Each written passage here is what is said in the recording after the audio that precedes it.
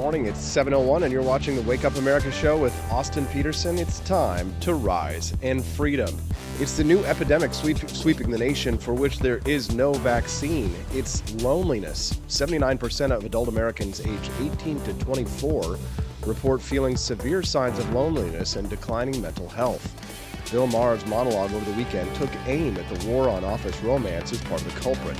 We'll discuss at the top of the show. And Vice President Kamala Harris said that assistance for those who are affected by Hurricane Ian will be distributed by race. And Joe Biden called to congratulate a military service member for his heroic rescues during the hurricane, although that man is due to be fired from the Coast Guard in a month for being unvaccinated. At 7:30 this morning, data journalist Rich Baris discusses why trust in the FBI is at an all-time low. He'll also give us an update on the upcoming midterm elections and make his predictions. At 8 a.m., a special Monday treat. Judge Napolitano joins us early in the week to discuss the firing of Peter Strzok. And at 8:30 a.m., the chair of the Libertarian Party, Angela McCardle, joins us to talk about the upcoming midterm elections and how the LP's Twitter account got hacked by a crypto bro. All that and more on the Wake Up America show with Austin Petersen. Thank you so much for joining us this morning. Before we get started, just a couple of house cleaning things. We're starting a new initiative this week where we're going to devote to a social network each single day of the week, starting this week. And today, the social network that we're picking for everybody to go to and to watch the show on, if you like, if you can, is on YouTube. So today we're going to ask all of our listeners, if you're tuned into the show right now today, on any of the other social networks, to please join us over on YouTube. And my YouTube account is just youtube.com/AP4Liberty. So if you're watching the show this morning on Twitch or on Facebook or any of the other Facebook pages where we're streaming this morning, like our friend Chris Morrill, I see, and Matt Unruh is there this morning, and as well as Kenneth Slayer. If you wouldn't mind, join our friend over at YouTube. Albert Krockenfels is over there this morning. If you could all do us a favor and join us over on YouTube today. We're going to try and do a different social network every single day. Today will be YouTube. Tomorrow we'll do Twitch Tuesdays. And then Wednesdays will be Rumble. Thursdays will be the Wake Up America show website. And then we'll do Facebook Fridays because it starts with an F. So do us a favor. Please head over to YouTube this morning and help us to support the show in that way so that we can sort of spend a little time growing each social network. All right. And if we see you commenting over there on YouTube this morning, we'll be super grateful. All right, let's get the show started. Over the weekend, the war on office romance. Bill Maher's latest monologue, which, they seem to be getting better and better as he gets older and older, and I guess sounds more and more conservative in certain ways. Certainly his language is not conservative here, so I do have to give you a content warning and say that when I play this clip of Bill Maher, that you should expect that there's going to be some pretty severe language. That's, assuming that everything's, that kind of a thing bothers you. I just want to let you know that I'm going to play a clip of Bill Maher talking about the war on office romance, where he talked over the weekend about a couple of stories of people who were in consensual relationships but still either had to quit their jobs or were fired. And I'm going to sneak on over to our Twitter weirdness as we go over to the video. And let's take a listen to this clip. Just again, another a warning that there is severe bad language in this. And he will say the F word several times. So if you're listening to us somewhere where little ears are listening, you might want to turn it down, put it on a headset, or maybe just listen to it a little bit later. Okay, let's take a listen. New rule now that no, we have no audio. I wonder why that is. For some reason this morning, our audio on the sources is not coming through. Let's see if I can fix it real quick. I'm going to go ahead and press play here. Let's see if we can get the audio working here on the inputs. And it's not. Don't you just love it when things blow up in your face right when the show is going on? I'm going to give you a standby screen for about 30 seconds while I fix this, and I'll be right back.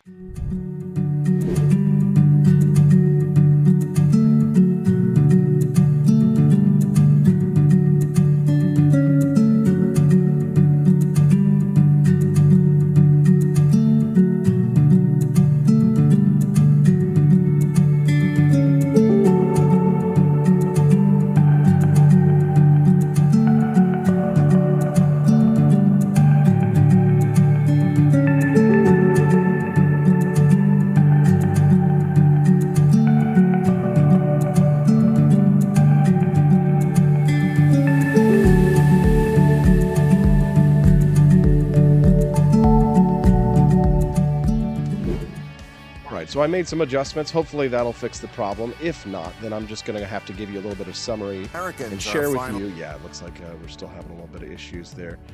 Give me just a moment. Let me test one more thing and see if I can't get it fixed up there for you. Try this. Stream Deck, no. Exe, no.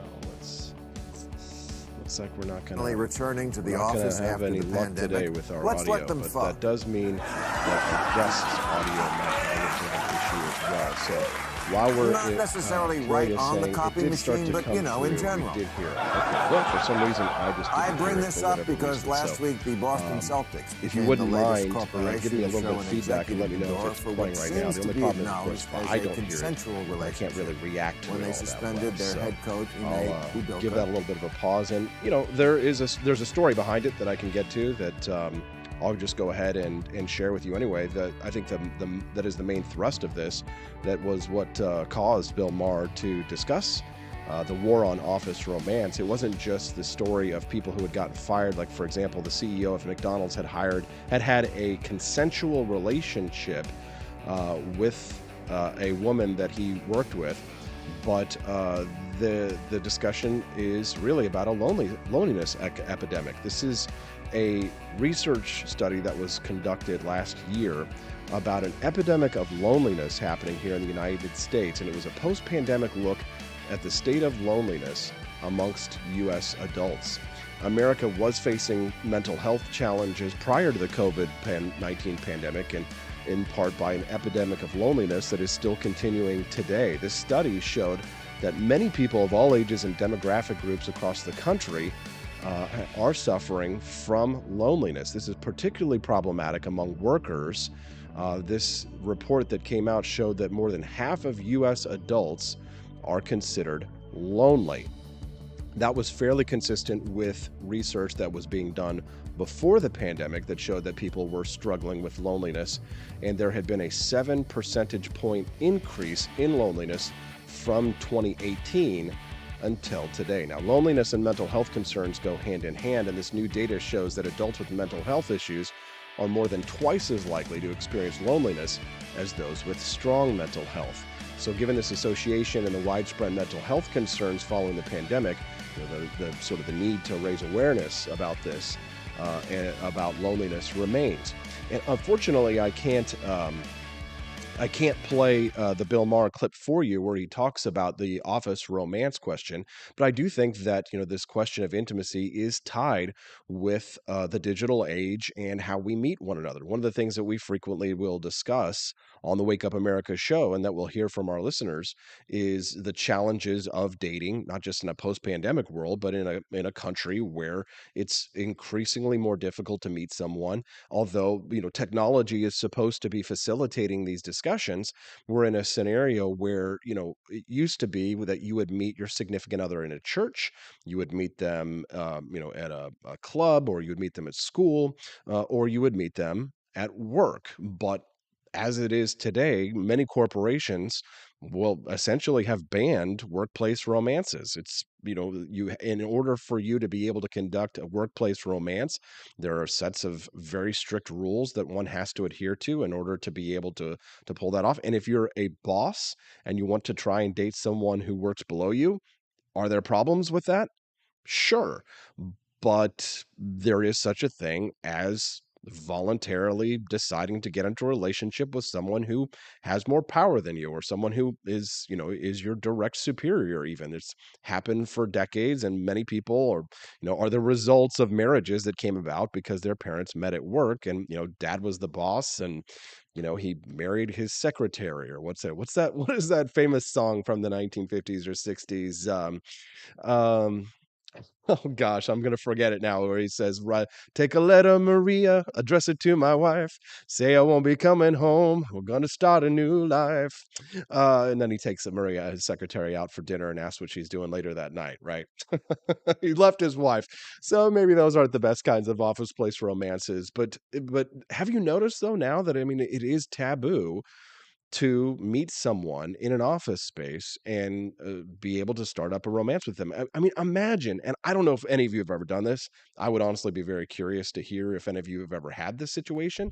But I would be interested to hear if you ever had to uh, basically sign one of those release forms where you say, yes, we're in a relationship, this is voluntary. It reminds me a little bit of The Office, where they had and anytime they had a relationship, they would have to go to Toby, the HR manager, and sign a sheet saying that they were in this consensual relationship, and in all of the awkwardness that's involved with it. I mean, does the workplace really need to be involved in a lot of these relationships? Again, I know what some of you are thinking right now. You're saying to yourself, well, yeah, I can see in a situation where it's a work imbalance, where there's an imbalance of power, that perhaps you would say, okay, well, this is clearly a violation of ethics and it's not something that can be allowed. But is that really the case all of the time, or even most of the times in a workplace scenario or situation? That it's always this, it was kind of like no meant no, sure, but now even no, yes means no, right? So it's sort of the criminalization of sex, and it's the criminalization of normal relationships, and it pushes people off into these dating apps. And I think that is probably one of the reasons why we are struggling with an epidemic of loneliness in this country. People from underrepresented racial groups are more likely to be lonely, 75% of Hispanic adults, and 68% of Black and African American adults are classified as lonely. People with lower incomes are lonelier than those with higher incomes, which makes sense. Nearly two-thirds of adults, 63%, earning less than $50,000 per year, are classified as lonely. That's 10 points higher than those earning 50,000 or more, 10 whole points. And this is what was interesting to me, because it's the young people that seem to be struggling the most. You would think that this would be a situation of, senior citizens and old folks homes, but surprisingly, young adults are actually twice as likely to be lonely than seniors. Listen to this, 79%. This is just a wildly enormous statistic. 79% of adults aged 18 to 24 report feeling lonely, compared to 41% of seniors aged 66 and older. And this is consistent with earlier research. 79% of adults aged 18 to 24, and we're talking about people who are in the prime of their lives. 79% of adults, 18 to 24. I can't even fathom something like this. 18 to 24 would have been for me the years of 2000 to 2006 or something like that. I mean, some of the best times of your life. And did I have some feelings of loneliness at that time? Perhaps, right? Because I had just moved to a new city, and there's, some associated loneliness, I think, that comes along with it. But the dating app scene hadn't really become a thing yet. I mean, I think we all had Match.com. Does anybody remember that? But you had office place romances, right? I worked at FAO Schwartz, the toy store in Manhattan, and quite frequently people would date. And sometimes those people would be managers, and sometimes the managers would date employees. And was there drama? Sure. But were people happier? Yeah, I think people probably were. Another interesting statistic, more than twice as many younger adults as older adults experience feeling left out. More than 2 in 5 adults aged 18 to 34 report always feeling left out, compared to just 16% of people aged 55 or older who say the same. And then another interesting fact out of this, men and women have roughly the same likelihood of loneliness. 57% of men and 59% of women reported being lonely. Loneliness levels were close to equal in 2018 as well.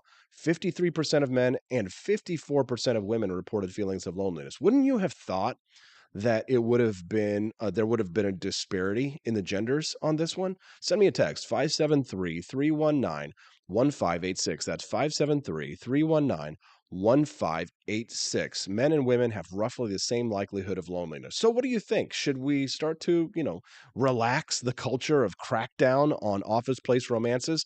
I'm really interested to hear what you think about this one. Send me a text, 573-319-1586. When we get back, I've got some audio that might play of Vice President Kamala Harris talking about how Hurricane Ian aid should be tied to your race. Does that make any sense? We'll talk about that when we get back on the Wake Up America Show at wakeupAmericaShow.com.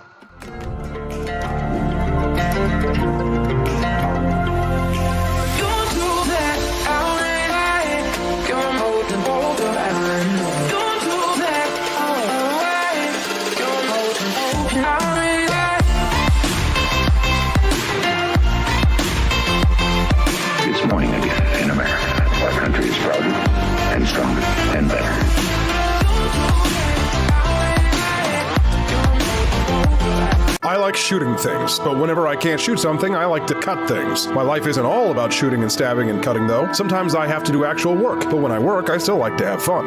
And there's nothing less fun than trying to cut with a crappy knife. Thankfully, from the ancient sect of Christian knights, who also loved cutting and stabbing, comes a new implement that has received my personal blessing, the Templar knife.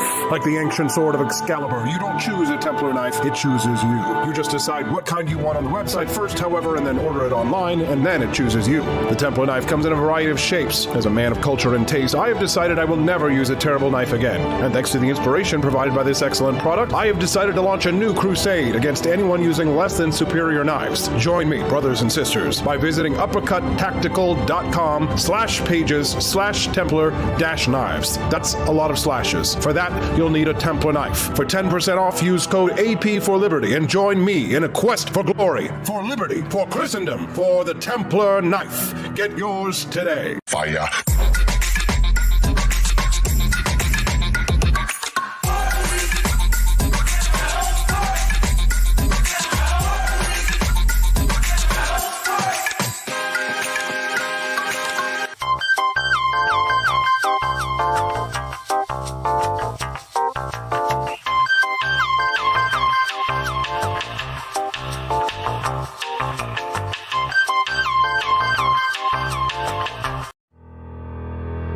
Your printing company stinks. They charge you too much money and they don't love America enough. We've got the solution. Patriot Printing USA. Whether you're running for office, saving souls, or just need business cards that will get you the new job you've been looking for, Patriot Printing USA has got you covered with the best prices around. Palm cards, brochures, bumper stickers, door hangers, you name it, we've got it. PatriotPrintingUSA.com. That's PatriotPrintingUSA.com.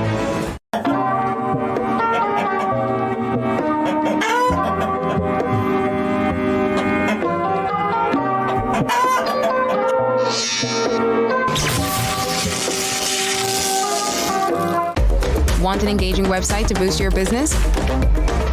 You're just a click away from 5-star Fiverr talent. Hundreds of freelancer skills like web design. Head to Fiverr.com today and get something started.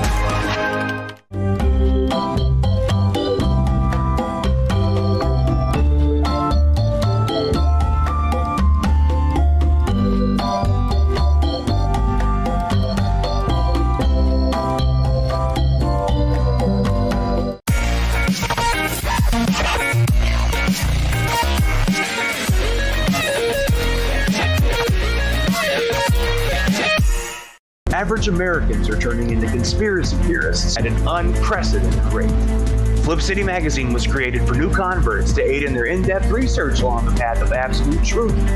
We offer the hardest-hitting news and opinion delivered uncensored in print directly to your door. Display proudly on your coffee table or hide discreetly under your mattress. Flip City is the magazine they don't want you to see, much less read. Subscribe to Flip City Magazine today at flipcitymag.com.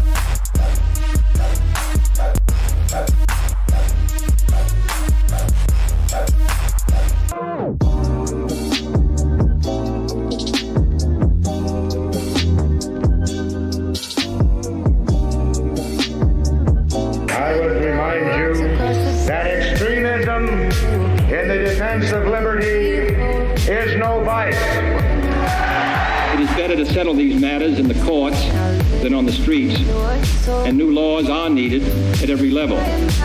But law alone cannot make men see right.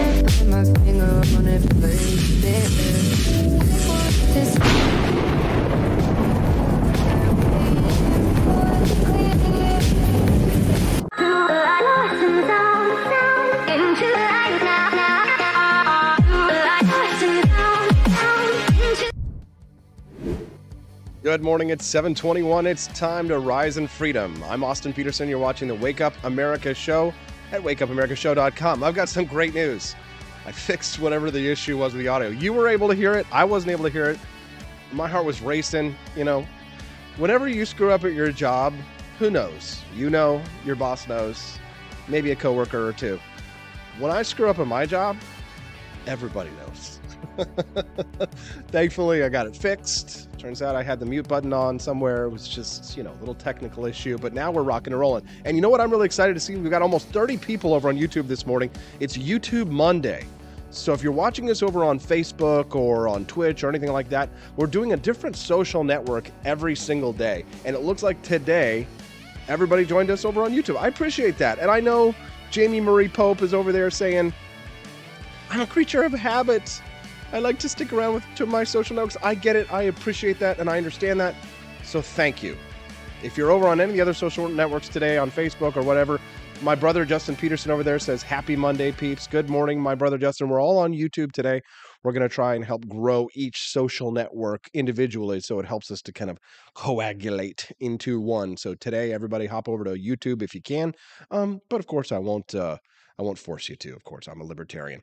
One listener over on the live stream, Tali Owen, says, I may have found my husband at work, but I didn't want to stay working together after a time. It helped to move on to our own separate things. That's interesting.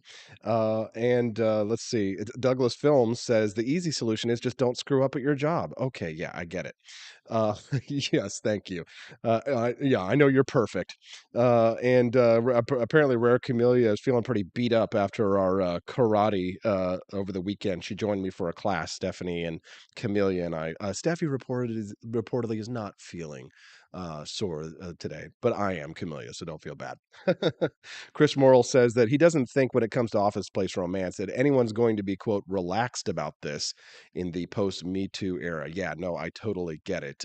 But speaking of office place romance and sleeping your way to the top, Vice President Kamala Harris had some comments this weekend. She made a statement that about the type of aid, what you'll need to do to qualify to receive aid. Let's head over to our Twitter chat, to our Twitter weirdness, and take a listen to what the Vice President of the United States thinks that hurricane aid should be tied to. I know we are all thinking about the families in Florida, in Puerto Rico, with Fiona, and what we need to do to help them in terms of an immediate response and aid, but also what we need to do to help restore communities and build communities back up in a way that they can be resilient, not to mention adapt to these extreme weather conditions, which are part of the future.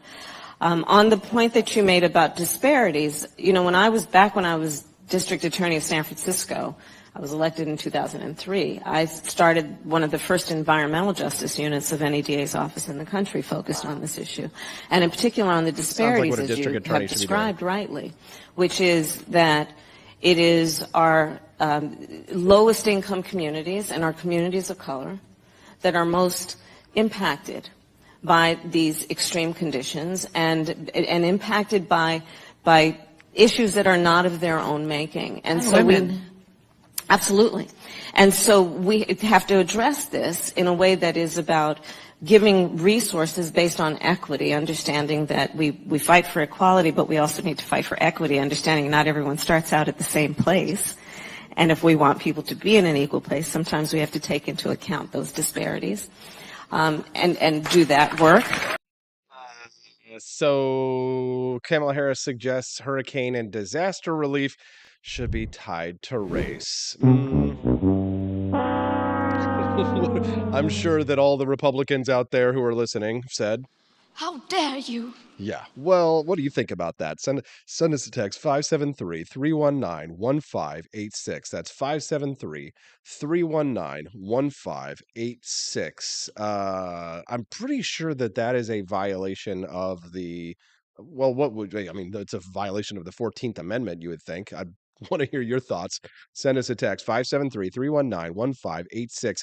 One listener texted in on the idea of of office romances, says, want replacement birth rates? I do. Want limited government? Yes, I do. Want office romances again? Yes, I do. None of it happens while the 19th Amendment exists. Who knows what the 19th Amendment is? Type it in the chat.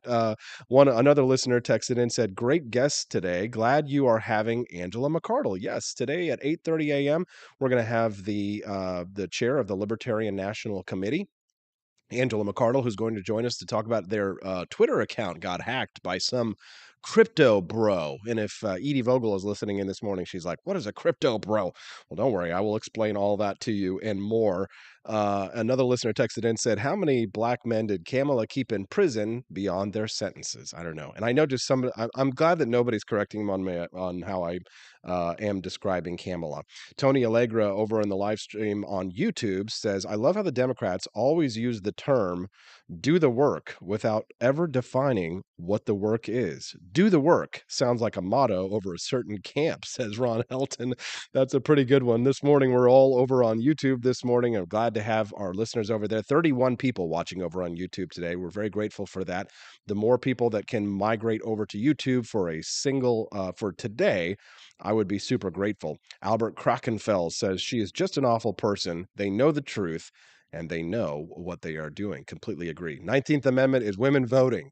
Down, says our listener from the 917 who's texting in this morning. You can text us too at 573-319-1586. What do you think? Women, should they be allowed to vote? I mean, I think it is a good question. What do you think? Again, 573-319-1586. We've got lots more great show to go. And we've got some new content from Liberty Laura today. She did some new TikTok videos, and we're certainly grateful for that. She's going to give us an update on the spending that the United States is engaging in and with the conflict in Ukraine. And what else have we got going on today? Man, we got a lot going on. Judge Andrew Napolitano is going to talk to us about the Peter Strzok getting fired from the FBI. We're going to talk. Up next is a new guest that we've never had on today. His name is Rich Baris. He's a data journalist and host of Inside the Numbers. He's going to talk to us today about the trust in the FBI. How many people in the United States trust the FBI? Do you trust the FBI? If you trust the FBI, then do nothing. If you don't trust the FBI, send us a text. Say, I don't trust the FBI. If you don't trust the FBI, like the YouTube live stream. If you really hate the FBI and want to see them abolished, share the YouTube live stream on your Twitter or on your other accounts.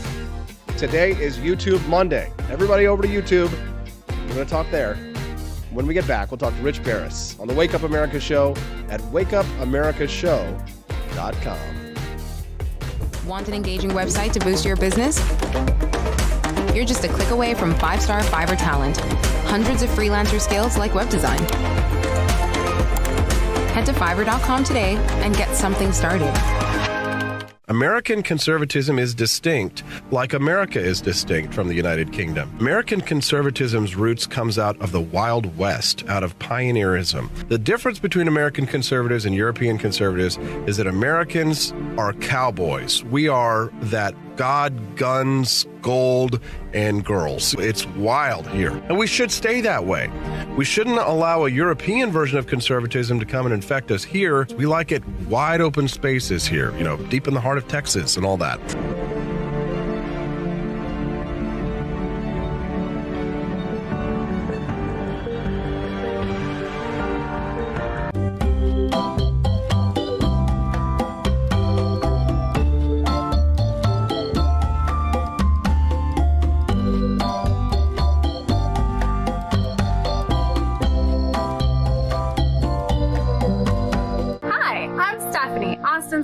I want to thank you all for watching the Wake Up America Show with Austin Petersen.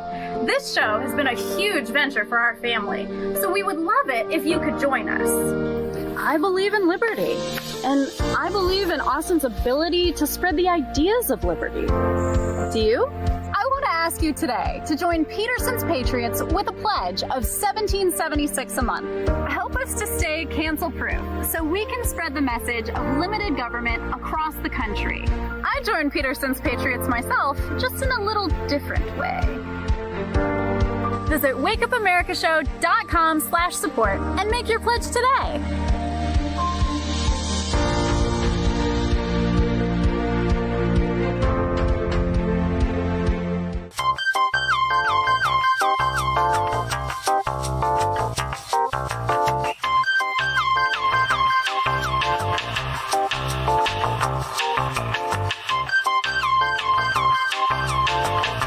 Average Americans are turning into conspiracy theorists at an unprecedented rate.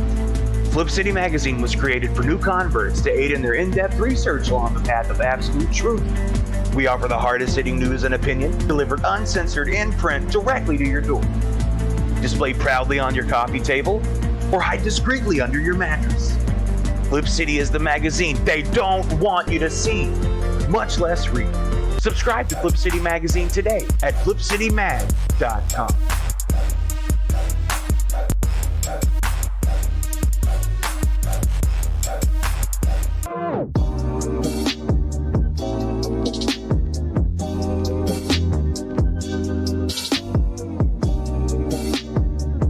Speaker Pelosi's husband, Paul, made a big investment in chips just before Congress votes on a bill that would give $52 billion in subsidies and tax credits to the chip industry.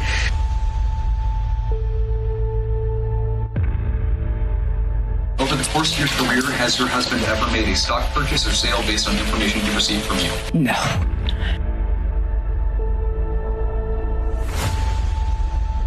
And I believe if you come to our border, you will be turned back. Do not come. Do not come. Have you ever received a royalty payment from a company that you later oversaw money going to that company? You know, I don't know as a fact, but I doubt it. Well, here's the thing is, why don't you let us know?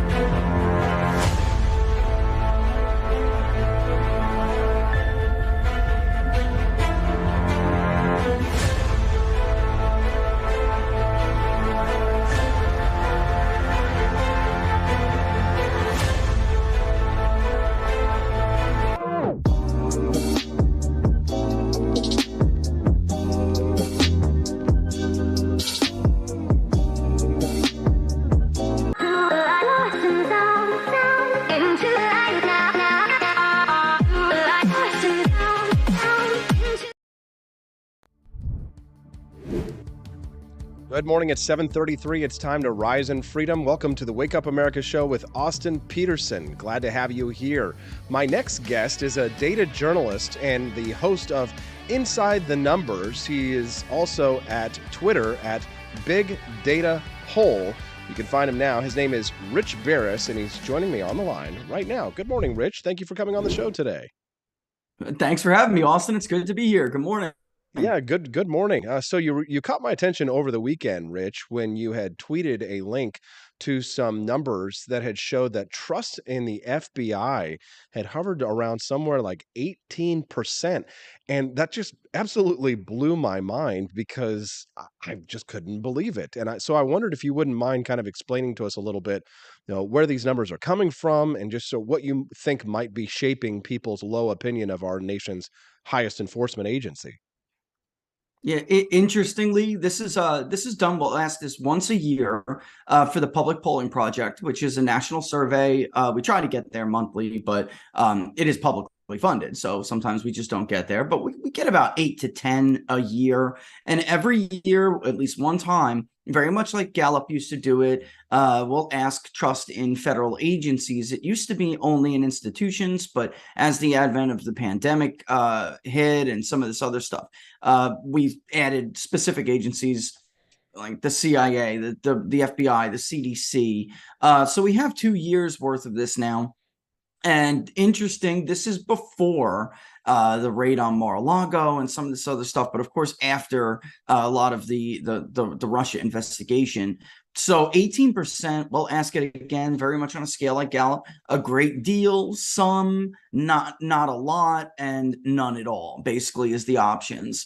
Unfortunately for the FBI, I think this is a serious problem now that's going to take years, if at all, to rebuild when less than 2 in 10 have a great deal of trust in your agency. The other ones are very soft. They're indications that people are very soft on their trust in the FBI. And you have between the other 3, obviously, you have almost 8 and 10, but even just on the ones that are explicitly negative, about the same, say they have no trust at all in the FBI, and very little, comes in at around 35%. So, you have the majority of Americans that just basically don't trust them. And, as an institution, I don't know how you earn that back.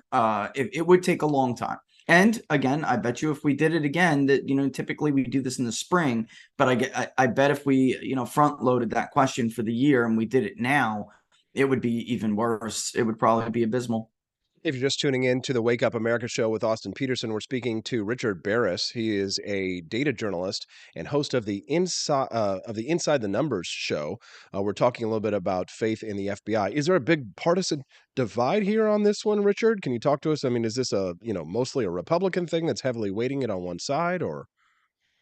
There is a partisan divide, but I would actually say that education is the more glaring. Education and age, it's very strange. So if you're an older Democrat and you don't have a postgraduate degree, then you may say, I have some trust, or not a lot.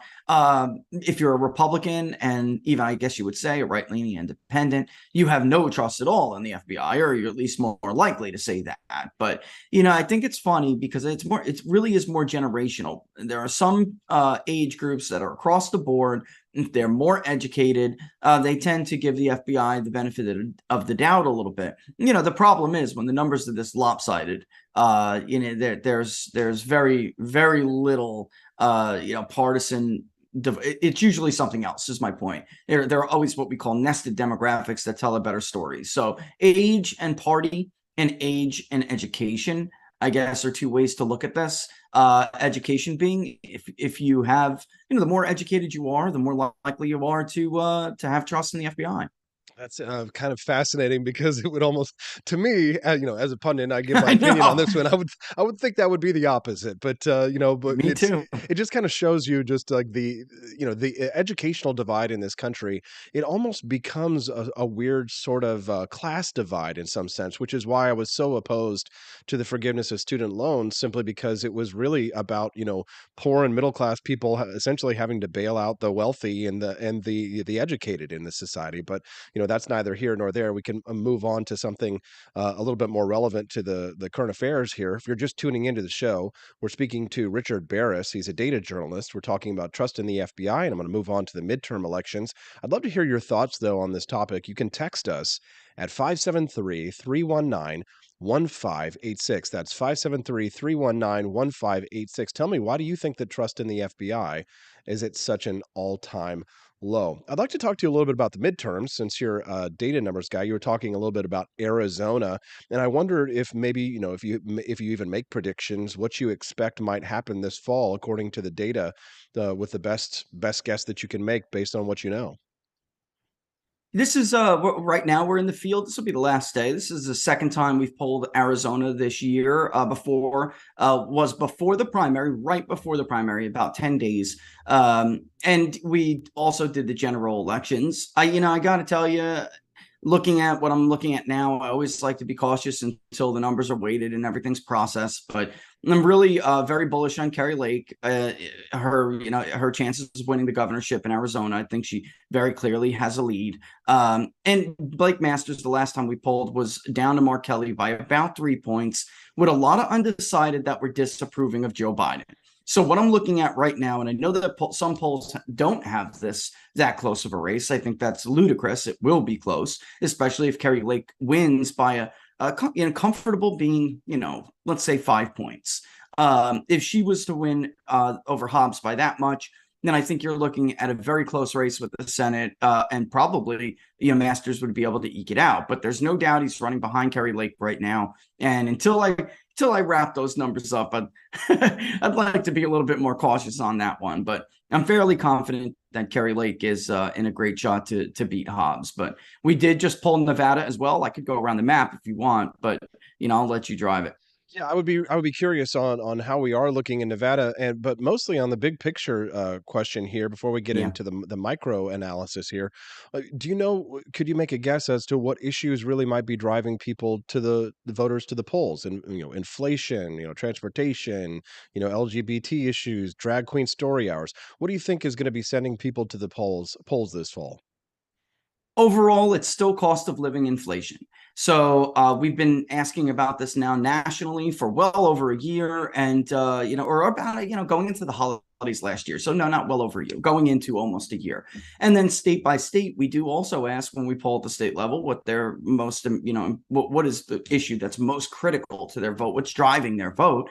And for instance, in Arizona right now, it's almost 4 in 10 are picking cost of living inflation. Another roughly 15% are choosing the economy. So, half or more are voting on economic issues. And I know there's been a lot of hoopla about abortion. It does come in at least the top 3, 4, or 5th spot, but it has not claimed the number 1 spot in any of our polling. Republicans generally dominate in Arizona, for instance. It's going to be 4 out of the 5 top issues Republicans have a lead on, and that would be immigration would round up. I don't know if it's going to be a little bit ahead or a little bit behind abortion yet. We'll have to see how it shakes out. But after that is election integrity and election reform. We ask it both ways, so we speak to both Democrats and Republicans. There's a lot of Democrats who want election reform, and they just, when you tell them election reform, they don't think in terms of how a Republican would think about it, which is more like integrity.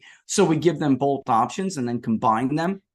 And on that issue as well, Republicans have a lead. So from the economic issues to immigration and border security to election reforms and crime, by the way, in the state level has in some states has been a biggie.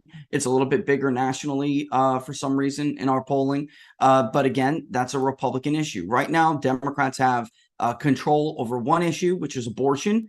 And I push back on this idea that abortion is going to drive this big, historical bucking of the trend. I just don't see it, Austin. I really don't. Will it make some Democratic voters more enthusiastic to vote? Sure. But when only 11% or 9% are choosing that as their most important voting issue, and it's number 4 or 5, even if it's number 3, it's just always a very distant number 3. A very distant number 4. And, one issue, an election, 1/3 or 4th, 5th spotted issue, an election victory does not make. I don't see it. I really don't. Fascinating stuff. If you're just tuning in, we're speaking to Richard Baris. He is an elections and polling journalist. He's joining us right now. If you're on the live stream and you're watching us on any of our other social networks, just so you know, today is YouTube Monday. So we're asking all of our followers to go and coordinate and head over to YouTube so that we can bump up our numbers over there. And we would certainly be grateful for that. Richard, I've got you for another couple of minutes. Before I let you go, though, I would be really concerned just as to your own personal insight, out of all the numbers and data, are there any trends? Is there anything that sticks out to you that is particularly significant that you would like to share with our listeners? Nationally, if you poll on the national level, you can see that Republicans have eroded Democrat support with Hispanics, and it's definitely coming from working Hispanics. But if you look inside the states that matter, right, with because of course the Hispanic vote is not monolithic. It used to be very isolated to Florida, to even to South Texas. We always saw that, and now people are starting to catch on. But now it's becoming a little bit more widespread in some of these other battleground states. When we polled Nevada about 2 weeks ago now, or maybe released it in the earliest second week of September, we got hammered for about 12 hours because we had Adam Laxalt doing extremely well with Hispanics and in fact leading the Democratic incumbent in that state. It took maybe 4 or 5 other polls, and the latest one just came out yesterday, all confirming that there is no way that 4 or 5 of us are seeing this trend and it's not real, especially since it's such a revelation. It's not like where we published results that are somewhat in the conventional political wisdom. They aren't. Adam Laxalt has made an effort to reach out to these Hispanic voters, but Lombardo's doing well with them too, and we're seeing them elsewhere. So something else is going on here. But the election, I'm telling you, Austin, the election will be between that trend and whether or not educated voters inch back enough to Republicans. The 4-year college degree voter, that one is not as rigid, and is Republicans are winning back some of them in some of these states, but that post grad is just going to be stubborn as ever. So yeah, it will be a Democratic vote for a while. So the real question for me is, will Republicans add those Hispanics to the working coalition, and that would just be enough, or will we even see some 4-year degrees come back, which would end up in a landslide? They don't have to win them, but they have to claim some of them back. Oh, that is fascinating. And I think, after I let you go, I'm going to go on a rant about the Latino vote. And we're going to talk about that here once I let you go. But I want to make sure I give you a good send off. This was a great interview and terrific information, Richard. Where can people learn more about you and follow you online? The best place to follow everything we're doing is on Locals, which is peoplespundit.locals.com. You could be a member or a supporter, it's up to you. But as long as you're there, you can always check in on what we're doing. And I'm on, Twitter at peoples_pundit, at Big Data Poll is the Twitter handle for the polling outfit. And, Truth Getter at People's Pundit, we're everywhere. But Locals is definitely the best place where we concentrate, or we try to concentrate everything we're doing, so everybody knows, what's coming, what states we're going to head into next. And they'll always get the first results, by the way. Excellent information. Great interview. Great information. Richard Baris, thank you very much for your time today. We're very grateful to have you. All the best, Austin. Thanks. Appreciate it. Have a great week. Thank you. Boy, yeah, happy Monday. Boy, wasn't that a great interview? What did you think of Richard Baris? Send us a text, 573-319-1586. Boy, that's good stuff. I'm introducing all kinds of new people here on the Wake Up America show with Austin Petersen. I'm loving seeing all the chatters over on YouTube. You can see the live chat on the stream right now. It's YouTube. I appreciate that. We got like 35 people over there. That's great. It's YouTube Monday, so if you're watching us on any of the other shows, just come on over to YouTube. Give us some likes and comments over there. I just made Steffi a moderator, so if you make her angry, she can kick you out. She would never. All right, coming up next, they say millennials should just not save for retirement. Say the same people who want you to live in the pod and eat the bugs and you will own nothing and be happy. Maybe we won't listen to them. Maybe we should listen to somebody else, like Judge Napolitano, who'll join us at 8, and Angela McCardle from the Libertarian Party, who'll join us at 8:30. It's going to be a great show on a beautiful Monday on the Wake Up America show with Austin Petersen at wakeupAmericaShow.com. I enlisted as a medic to be there to help my patients, and after an injury, I found myself as a patient. I experienced post-traumatic seizures. Depression is a big one that comes along with it, PTSD. So I pursued my PhD in neuroscience and regenerative medicine. The coalition has helped fund my academic pursuits. They genuinely care about helping the vet in whatever way that they can. Through supporting the coalition, you're supporting some of the veterans that have the biggest needs. Visit SaluteHeroes.org to learn more.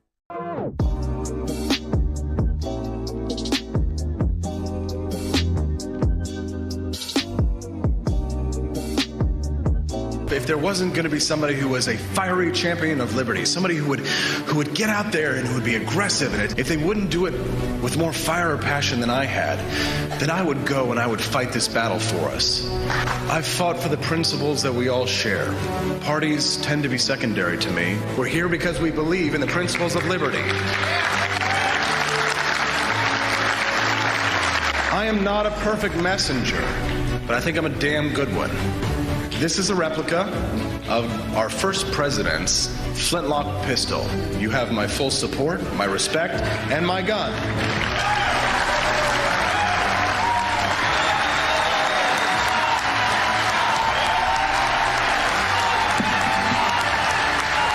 Thank you very much.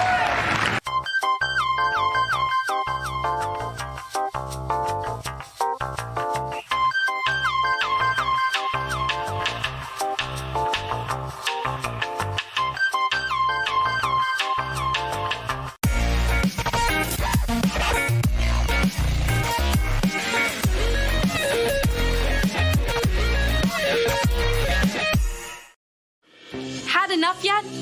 Do facts no longer matter? Are lies to be encouraged instead of punished? This is not our inheritance. If truth no longer matters, we will not remain free for long. This is our generation's challenge, to defend our founders' hope that we the people could self-govern if we defend our right to get the facts. And right now, we're building the only defense of free people have, the facts, on every politician, every position they held, every statement they've made, every vote they've made, and any cash they've taken. It's the real history on those now pandering for your vote. There are hundreds of young people building our defense right now, and they need your help. We all have our passions, but as our ancestors knew, when events become so foul they threaten us all, we must stand and defend each other. Please, have our backs. Join us at votesmart.org.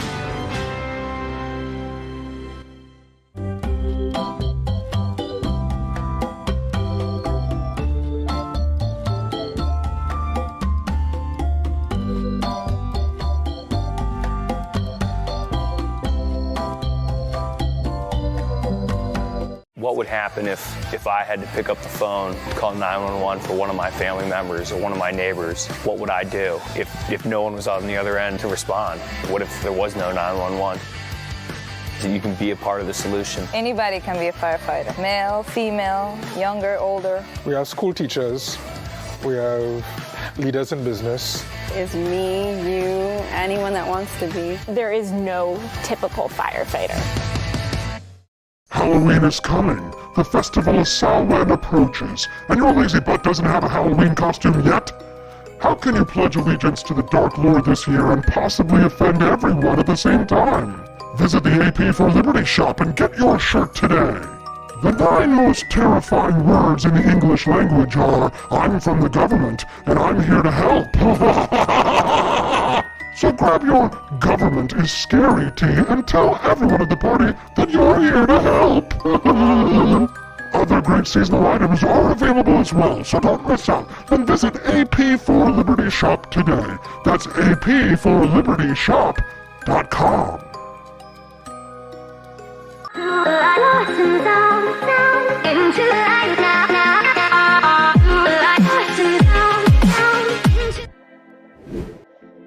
Good morning. Happy Monday. It's 7:53, and you're watching me, AP, for Liberty, on the Wake Up America show. Glad to have you here. It's YouTube Monday. Charmed One over on Twitch. Nice to see you this morning. Everybody who's watching the show, we're encouraging them all to join us on YouTube today. We're going to do a different social network each day. Tomorrow is Twitch Tuesday. You don't have to do it, but we're just politely asking. Adam Armstrong says over on Facebook, he just checked it. He's not sure. Robbie says he knows karate too, Stephanie, and several other Japanese words. I've got this awesome article. I say awesome, but I mean awesomely dumb. I can't wait to share this with you. I was reading this over the weekend, and I thought to myself, man, remember there was Eat the Bugs, Live in the Pod article. Many young people shouldn't save for retirement, says research based on a Nobel Prize winning theory. I read things like this and I'm always just like, man, these people really do want to screw us over as hard as they can. Many young people shouldn't save for retirement. This is research and it's based on a Nobel Prize winning theory. Well, God knows that if the theory won a Nobel Prize, then it certainly must be in our best interest. New research based on the life cycle model says that people should strive for a consistent standard of living through their lives, says Market Watch, right? And they showed this model that was created in the 1950s and seek to smooth what economists call their consumption, or what normal people call their spending. According to this model, young workers with low income save. Middle-aged workers save a lot, and retirees spend down their savings. High-income workers tend to experience wage growth over their careers, and that's the primary reason why they should wait to save, says Market Watch. For these workers, maintaining as steady a standard of living as possible requires spending all income while young and only starting to save later. In an interview, Scott discussed what some might view as a contrary to conventional wisdom approach to saving for an retirement. The economic model would suggest, hey, it's not smart to live really high in the years when you're working and really low when you're retired. And so you try to smooth that out. You want to save when you have a relatively high income to support yourself when you have a relatively low income. That's really the core of what they call the life cycle model. And the question that they're asking is, are young workers squandering the advantage of time? I would think so. What about you? What are you thinking in terms of your retirement? Are you just going to like hope for Medicaid or Medicare to take care of you? Or do you do the 401k, the Roth IRA? Send us a text, 573-319-1586. That's 573-319-1586. I wanted to share with you real quick this story I didn't get to tell you earlier. Biden thanked a Coast Guard rescuer before firing him. Days before firing him. Listen to this. Biden called and thanked a U.S. Coast Guard technician, second class Zach Lash, for his heroic rescues during Hurricane Ian. Biden called several members of the U.S. Coast Guard over the phone and thanked them for rescuing people on the southwest Florida coast in Fort Myers and Naples. Biden said, "I told him how proud of him I was and thanked him for all the work he and his coasties are doing to save lives." The president thanked them for saving lives, asked them for a report on the work. He also said if they needed any additional support, then he could provide to accelerate successful rescues. They indicated they have gotten what they needed to execute their vital mission, though, so they're doing well. But despite the heroic rescues during the storm and despite his phone call with the president, Lash said that he is among the service members due to be discharged for not having, the thing. Lash said that he had submitted a request for a religious accommodation, but that was denied. And then he submitted an appeal, and that was also denied. Lash said, if I had asked any of the people I saved yesterday if they wanted to come with me, even though I'm every single one of them would have said yes, he told the lawsuit. So in September, a lawsuit was filed against the Coast Guard and other government agencies on behalf of about 1,200 service members who were seeking religious exemptions from the Pentagon's mandate. It alleges that the Coast Guard is categorically denying virtually all religious accommodation requests. A spokesperson from the Coast Guard denied that any members have been penalized for seeking religious accommodations, and they did not respond to requests for comment. Lash described his efforts rescuing people in the storm, saying, "I'm just trying to smile and be happy and show them as a light at the end of their dark day. A lot of them are desperate and need help and are in despair. Everything they know is gone, and when they're leaving with us, it may be the last time they see their house."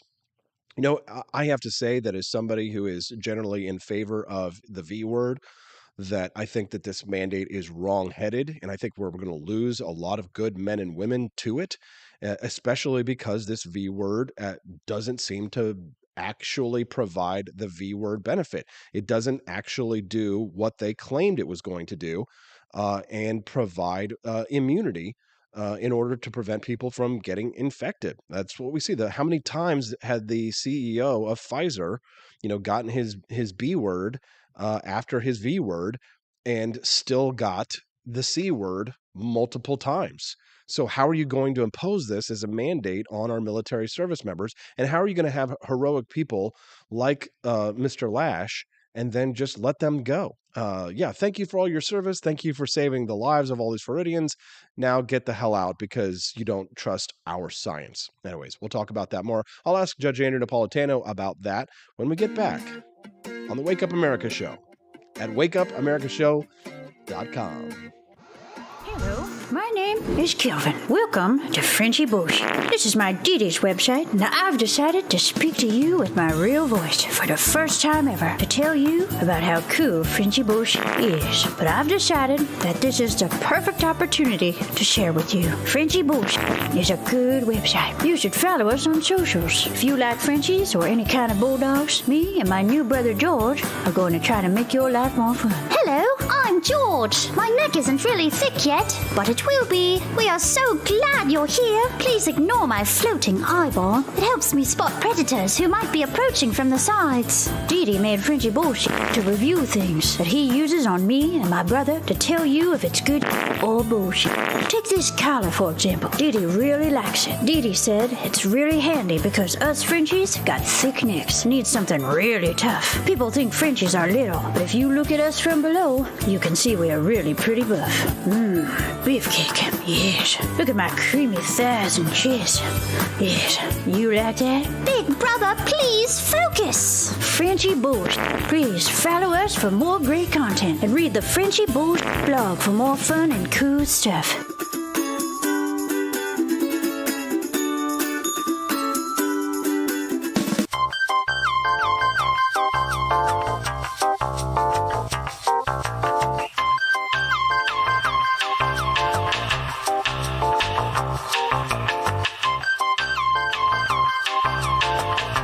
I'm a public defender. I am a public defender. I'm proud to be a public defender. 80% of Americans accused of a crime will get appointed a public defender. Everybody from a speeding ticket to capital murder. For every dollar we spend on public defenders, we spend $3 on prosecutors. Public defenders have to do pretty much everything on their own. Social workers, counselors. Investigating is another piece of it. The average public defender holds 300 cases annually. You never feel like there's enough time. Public defenders have health issues all the time. A lot of people give up and say, I can't do this work anymore. Gideon's Promise trains, mentors, and supports public defenders.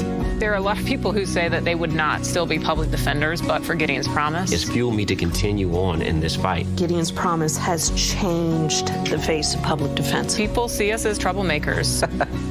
Good trouble only. We don't make it easy. It should not be easy to take away someone's liberty.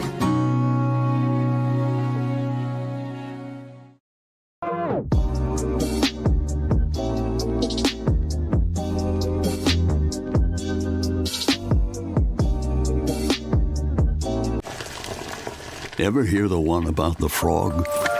Put a frog in a pot of boiling water and it'll jump right out.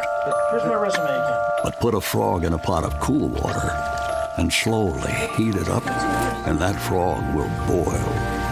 It's a lie. But as a metaphor for us and all that we go through as veterans, The real world experience. it's a story that rings true. We make excuses for how we feel. We push everything down. We tell ourselves the lie that it's easier to stay in that boiling water, to disconnect. And some days, maybe it is. But you've never been interested in easy. Make no mistake, reaching out is hard. Do it anyway. You're not alone. You've got this. You are not a frog. Find resources at va.gov/reach.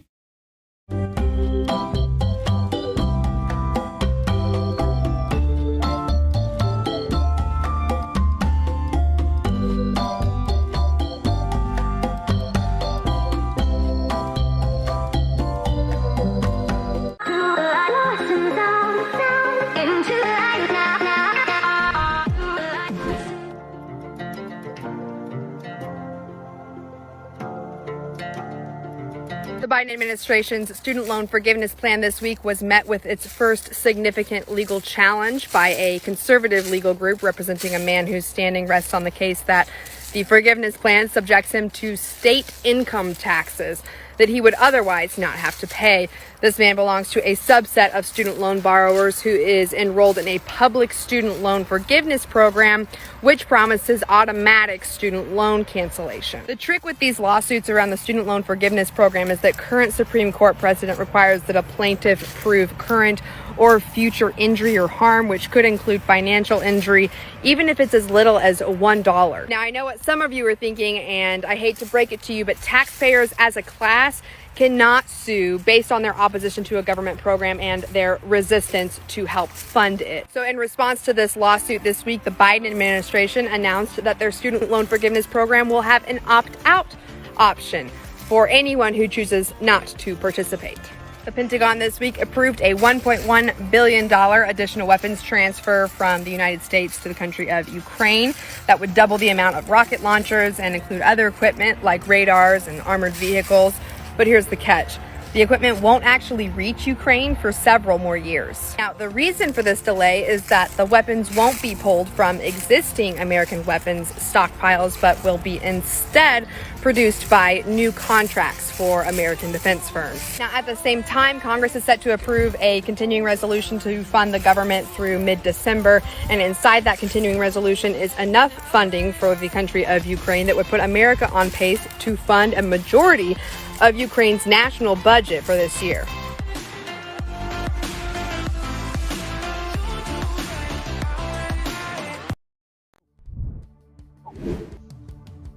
Good morning. It's 8:06 and you're watching the Wake Up America show with Austin Petersen. It's time to rise and freedom. Glad to have you here. We're doing something a little special this Monday. I'm asking all of the listeners who are watching us or listening to us on any of the social networks to join us over on YouTube today. Today we're going to do YouTube. We're going to have a different social network that we support every single day. And today is going to be YouTube. So if you're over on Facebook, if you're at the wakeupAmericaShow.com website, listening in, streaming on any of the other social networks, join us over on YouTube for a chat.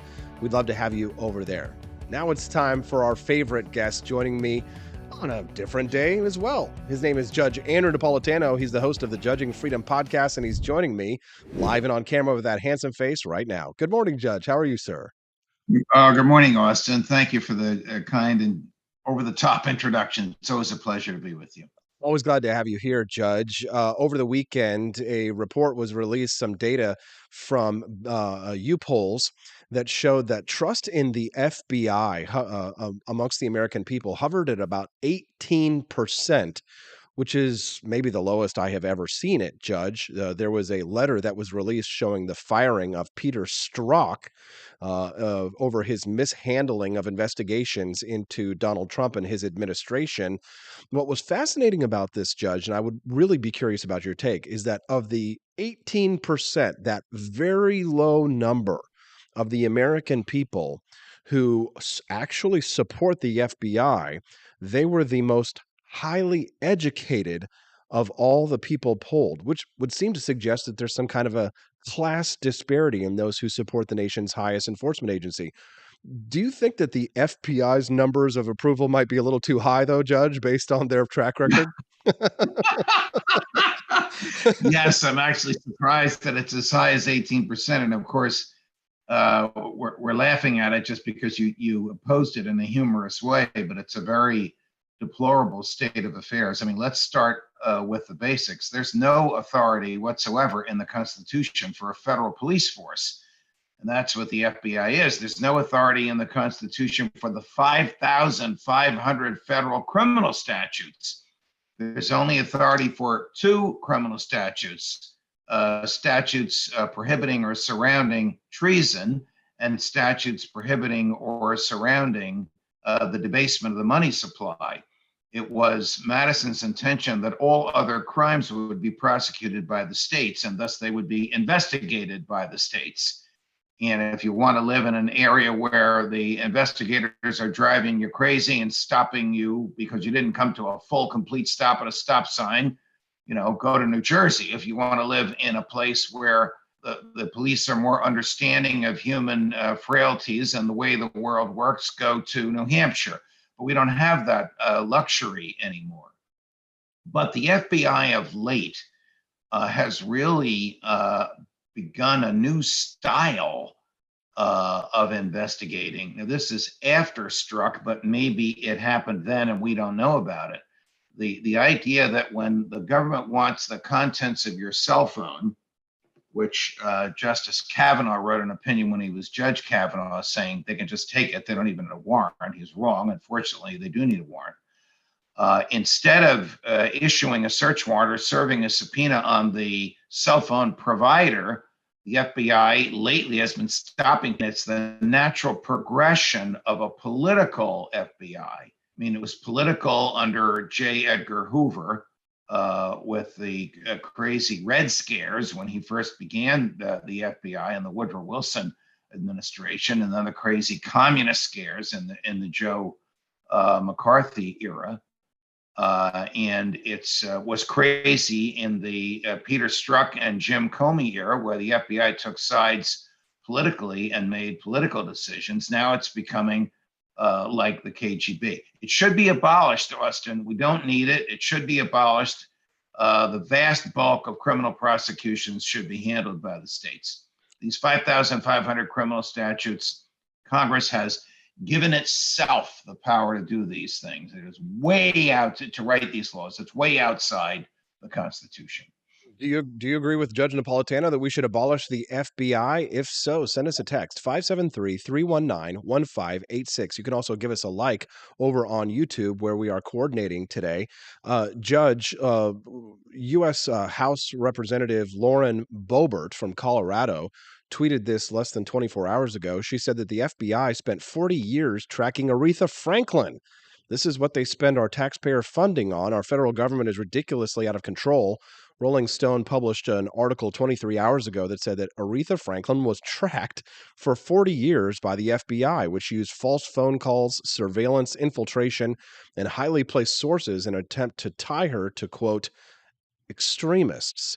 I mean, this kind of the problem with the new low in the trust of the FBI, Judge, which I'm certainly happy to see, is that it's not as if the FBI has ever been an organization that's earned the trust of the American people. It's always been full of criminals. It's always been used against the American people. It's always been used to crack down on free speech. And yet the picture that's painted by the media and the elites, the highly educated, or the 18% of the people who control this country and say that they support it, is that they're a great criminal organization. They're stopping child traffickers, and maybe they do every once in a while, but underneath the surface is an iceberg of massive proportions that is a conspiracy against our rights. Is it not?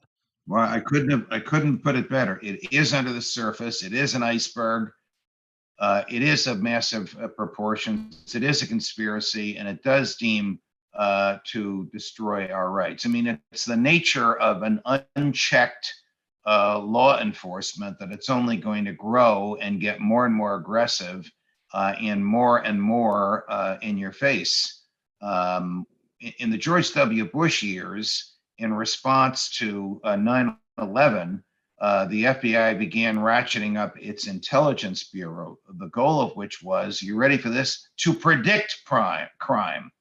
To surveil American people like Aretha Franklin, although they obviously had been surveilling her long before 9/11, so that they could anticipate who was going to commit crimes. Madison would be flipping in his grave if such a communication could be made to him, because this is so profoundly outside the Fourth Amendment. When I've argued or debated with FBI personnel or FBI sympathizers on this, they say, well, the Fourth Amendment only restrains us when we're going to engage in prosecutions. We can use any means we want to gather intel about people to predict who's going to harm the United States. No, you can't. There's no authority whatsoever in the Constitution or even in these crazy 5,500 federal criminal statutes that would authorize any law enforcement entity to surveil human beings, to put them through an algorithm, and to predict who's going to commit crime. But you can see how they get away with this. The FBI, just like the intelligence community, and the FBI considers itself the elite of the intelligence community, just as it considers itself the elite of law enforcement, has dirt on key members of Congress. And they know when and how to threaten to use it or to use it, so that their budgets are always increased, and there's always money for their toys, and there's always money for more manpower, and nothing restrains them. Al Johnson over on the YouTube live stream said that Aretha was popular among the guys Hoover was spying on. You can text the show as well, 573-319-1586, or join us over on YouTube. We're speaking to Judge Andrew Napolitano. He's the host of the Judging Freedom podcast, which you can download on any of your mobile devices, and he has a weekly column that appears at judgenap.com. Judge, can you give us a little sneak preview? What are you going to be writing your column about this week, or have you decided yet?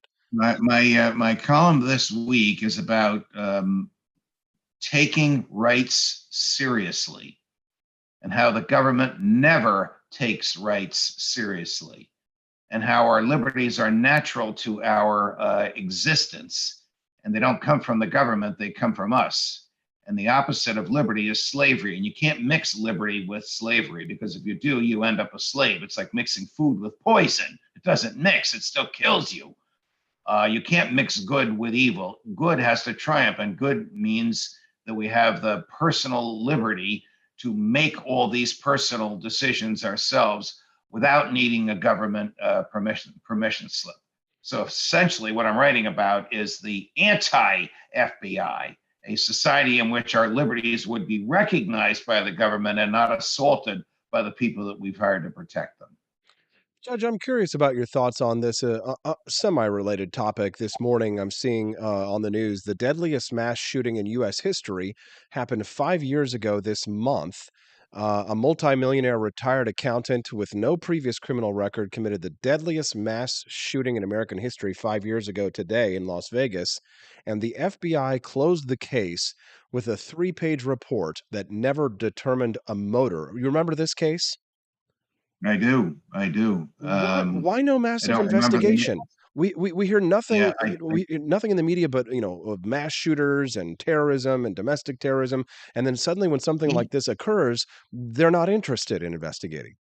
He must have been someone known to them, and they must have dropped the ball. There was tremendous conflict, I recall, in the law enforcement community between the sheriff of the county that Las Vegas is in, who's the chief law enforcement officer there, and the FBI. So they must have either intimidated and browbeated or persuaded him that he was digging too deeply in an area that was going to explode in the government's face. I mean, what this person did was absolutely horrific and horrendous. And why no one was prosecuted? I realize he's dead. He killed himself, or they killed him. I don't remember how he died. But why there was no serious investigation, why no one was prosecuted, tells me not that it was an inside job, but that this was somebody that the FBI did not want the world to know about, either its relationship with him or its background that they should have picked up on. Judge, it's terrible. I mean, we rely on the FBI to keep us safe, and they don't. They assault our liberties, and they don't keep us safe. So what good are they? No good, Judge. Here at the Wake Up America show, we are all FBI abolitionists. Judge Andrew Napolitano, host of the Judging Freedom podcast. You can download his podcast on any of your mobile devices and also read his weekly column at judgenap.com. Judge, thank you very much for being a good friend of liberty. We appreciate you, sir. Pleasure, Austin. All the best. Thank you very much. All right. What do you think of that? Send us a text. Want an engaging website to boost your business? You're just a click away from 5-star Fiverr talent. Hundreds of freelancer skills like web design. Head to Fiverr.com today and get something started. American conservatism is distinct, like America is distinct from the United Kingdom. American conservatism's roots comes out of the Wild West, out of pioneerism. The difference between American conservatives and European conservatives is that Americans are cowboys. We are that God, guns, gold, and girls. It's wild here, and we should stay that way. We shouldn't allow a European version of conservatism to come and infect us here. We like it wide open spaces here, deep in the heart of Texas and all that.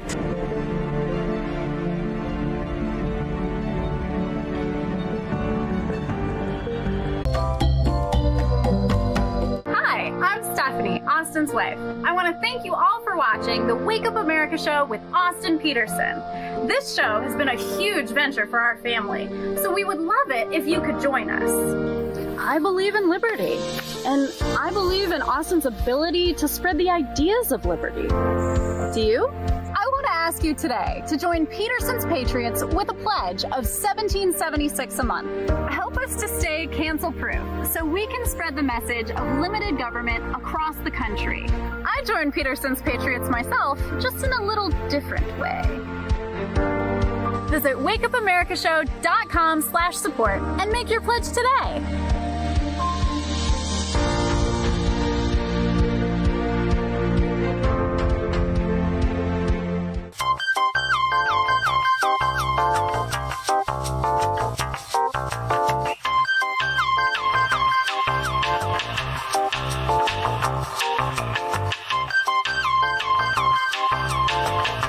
Average Americans are turning into conspiracy theorists at an unprecedented rate. Flip City Magazine was created for new converts to aid in their in-depth research along the path of absolute truth. We offer the hardest-hitting news and opinion, delivered uncensored in print directly to your door. Display proudly on your coffee table, or hide discreetly under your mattress. Flip City is the magazine they don't want you to see, much less read. Subscribe to Flip City Magazine today at flipcitymag.com.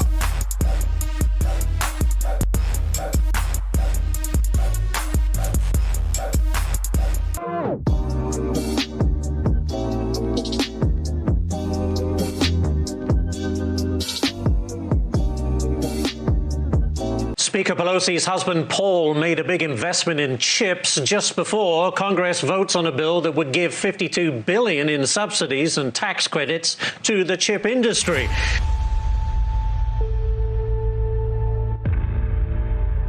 Over the course of your career, has your husband ever made a stock purchase or sale based on information he received from you? No.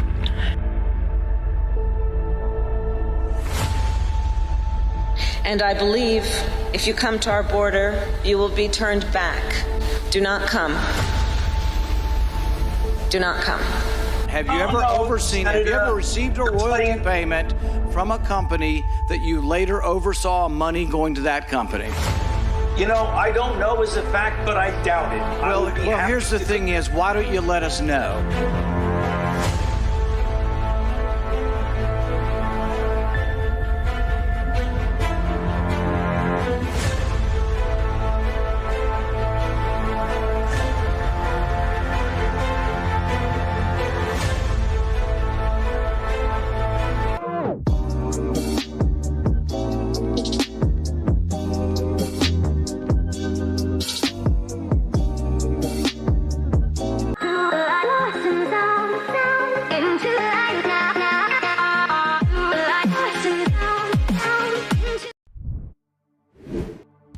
Good morning, it's 8:23. You're watching the Wake Up America show with Austin Petersen. It's time to rise in freedom. What do you think of that segment with the judge? You don't hear those kinds of discussions on most morning talk shows, only at the Wake Up America show. All of our listeners this morning over on YouTube, so super grateful to you. Thank you so much for joining us over there. We're going to be doing a different social network every day, asking all of the listeners and supporters of the show to join us on each social network. And this is optional, right? You don't have to do it. There's nothing, necessarily, we're incentivizing you to do it or anything like that. The reason why I'm asking, though, is just to give you a little bit of behind the scenes stuff. So Facebook essentially has me, put in the penalty box for about another 30 days or so. So I don't really get much of a benefit if you're watching us on Facebook, at least for a little while, right? There is a little bit of monetization over there, but it's not really going to work for me until they stop suppressing me, which is, again, about 30 days or so from now. So in order to sort of help boost the stream on networks where I'm not suppressed, I'm asking our listeners to join us on a different social network each day. Now on Friday, we'll have Facebook Friday, but today it's Monday. So I'd love it if you would join us over on YouTube. My handle over there is the same as pretty much everywhere, except for on Twitch where it's Stream Liberty, but it's AP for Liberty over on YouTube. Tomorrow's Tuesday. We'll do Tuesdays on Twitch, Wednesdays with Rumble. Thursdays, we're going to do it on the wakeupamericashow.com website. You can still chat over there. But Fridays, of course, will be on Facebook. So super grateful to all of our friends over there on YouTube. Robbie Thurman, I see you this morning. Tolly Owens, Al Johnson, hello, nice to see you. Doug H. Milsurp, Mike is joining us. Kenneth Slayer, my brother Justin Petersen, Greg Watson, as well as many of our other friends. Thank you very much. Albert Krockenfels, I think that's how that's pronounced. I appreciate you very much, all of our viewers over on YouTube. What else have we got going for the show today? Well, I've got a lot. We've got Angela McCardle, who's going to be joining us here in just a few minutes. We're going to talk to her. She is the chair of the Libertarian National Committee, and the Libertarian Party's Twitter account got hacked by a crypto bro. We'll talk about that. We're also going to talk about a hit piece that was done on the Libertarian Party by the Daily Beast, and we'll talk to her about how she feels about the midterms. And I actually have something very special cooked up for you today at the end of this show, which is why you do not want to miss it. If you've got to do something this morning, you're not going to be able to watch the whole show, what I recommend is that you set an appointment to come back around 8:50, because I wrote something for you. It's going to be the first scripted segment of the Wake Up America show. This is going to be the first in a series, if they go well. Then they might get picked up, renewed for another season. The beginning of the history of the evils of government.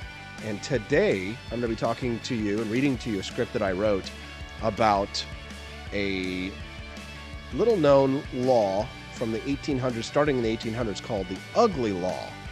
Talk about that. So if you ugly, your mama says you ugly, you're definitely going to want to come back and stick around. But if you're pretty, your mama says you're pretty, then you should stick around as well. Like our friends Stephanie and Tolly and friends, all the ladies in there. We got some pretty boys in here too, I think. John Rail, send us a text, 573-319-1586. The important peeps are here, says Al Johnson over on YouTube. Amen, brother. Appreciate you very much.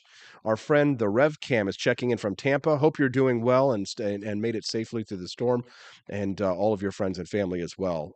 If anybody there is from Florida and wants to give us an update, I'd be happy to share that with our listeners on air. I thought this story was interesting. The Missouri Libertarian Party, we're going to talk to the National Party here in just a minute, but the Missouri Libertarian Party has declined to endorse the marijuana legalization initiative. This is hilarious. So it was not just about, 3 weeks ago in this bar where I'm sitting right now. And for those of you who have no idea that I'm sitting in a bar, this is like actually a speakeasy. One of these days I'm going to whip this camera around. Actually, you know what I'm going to do for you right now? I'm going to give you a little behind the scenes tour. And sorry about that, Stephanie. As you can see, my beautiful wife is there. Check this out. Say wave. Say hi, Steffi. See here. Welcome to the speakeasy. As you can see, this is where we are. I bet you never expected that this is what it was, right? That this is what the show, where we're being filmed. Check this out. This beautiful speakeasy bar here in downtown Jefferson City, Missouri. Yeah, look at this. It smells of mahogany, rich mahogany in here. Very nice, very classy. But I was here just a few weeks ago, and a gentleman, I think he's a Democrat, and he's a Democratic strategist here in the state of Missouri, and he was talking about how all the people who oppose the legalization of marijuana initiative here in Missouri are all the crazy people who think you should be able to buy drugs on every corner type stuff. Yeah, it is kind of funny how all of the pro-legalization people up until this point are all opposing this new marijuana legalization initiative. The state chairman of the LP said the initiative would not get the party's stamp of approval.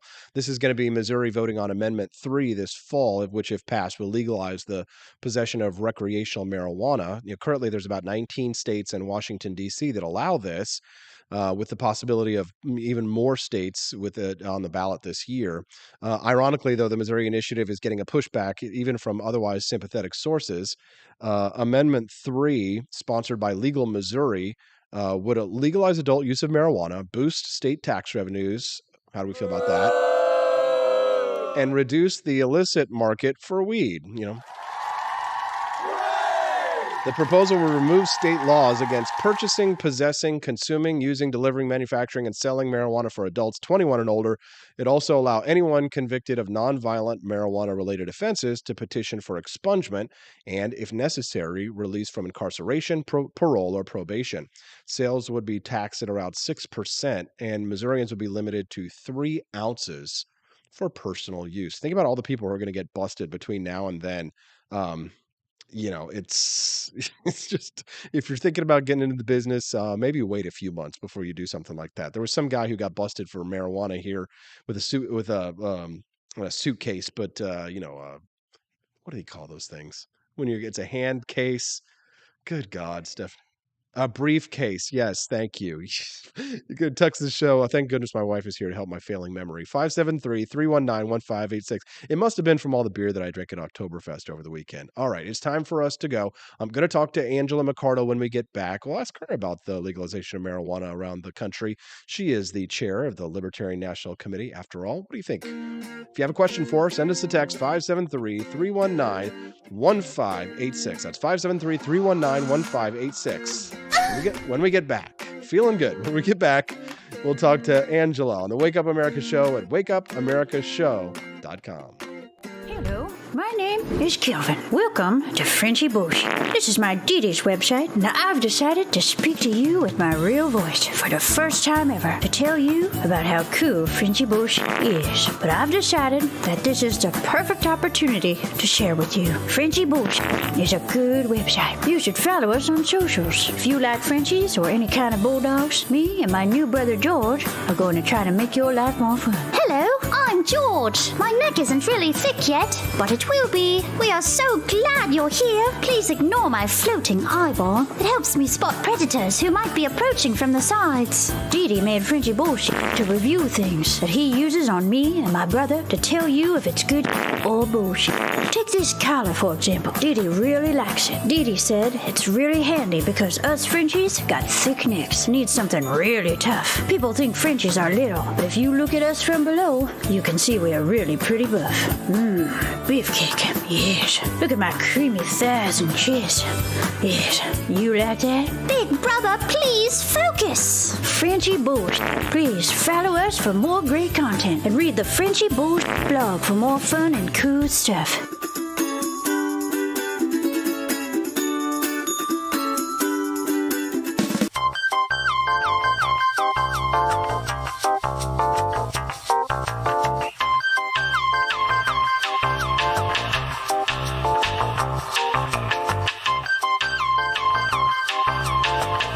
I'm a public defender. I am a public defender. I'm proud to be a public defender. 80% of Americans accused of a crime will get appointed a public defender. Everybody from a speeding ticket to capital murder. For every dollar we spend on public defenders, we spend $3 on prosecutors. Public defenders have to do pretty much everything on their own. Social workers, counselors. Investigating is another piece of it. The average public defender holds 300 cases annually. You never feel like there's enough time. Public defenders have health issues all the time. A lot of people give up and say, I can't do this work anymore. Gideon's Promise trains, mentors, and supports public defenders. There are a lot of people who say that they would not still be public defenders, but for Gideon's Promise. It's fueled me to continue on in this fight. Gideon's Promise has changed the face of public defense. People see us as troublemakers. Good trouble only. We don't make it easy. It should not be easy to take away someone's liberty.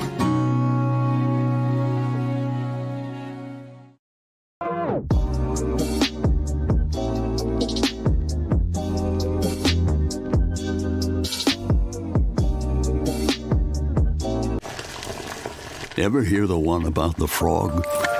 Put a frog in a pot of boiling water and it'll jump right out. Here's my resume again. But put a frog in a pot of cool water and slowly heat it up, and that frog will boil.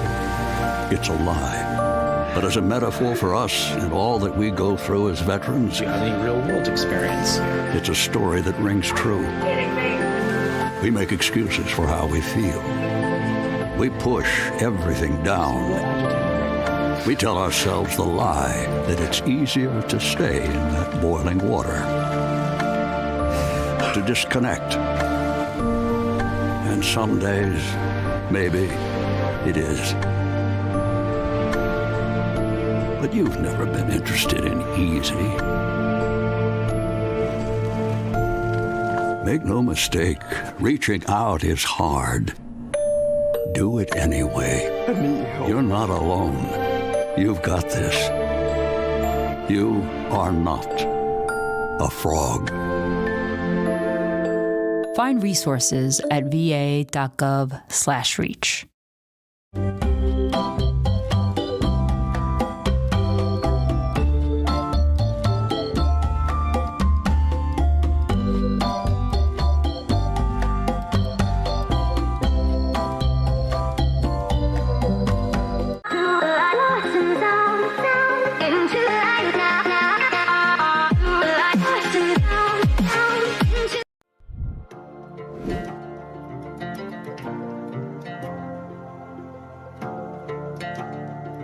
The Biden administration's student loan forgiveness plan this week was met with its first significant legal challenge by a conservative legal group representing a man whose standing rests on the case that the forgiveness plan subjects him to state income taxes that he would otherwise not have to pay.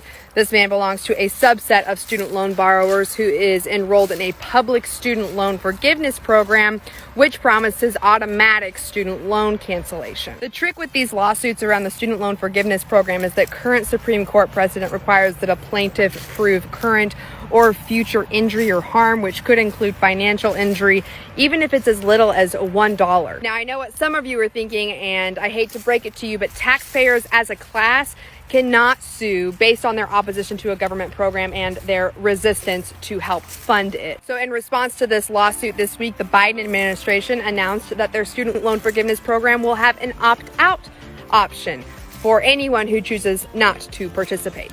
The Pentagon this week approved a $1.1 billion additional weapons transfer from the United States to the country of Ukraine. That would double the amount of rocket launchers and include other equipment like radars and armored vehicles. But here's the catch. The equipment won't actually reach Ukraine for several more years. Now, the reason for this delay is that the weapons won't be pulled from existing American weapons stockpiles, but will be instead produced by new contracts for American defense firms. Now, at the same time, Congress is set to approve a continuing resolution to fund the government through mid-December, and inside that continuing resolution is enough funding for the country of Ukraine that would put America on pace to fund a majority of Ukraine's national budget for this year.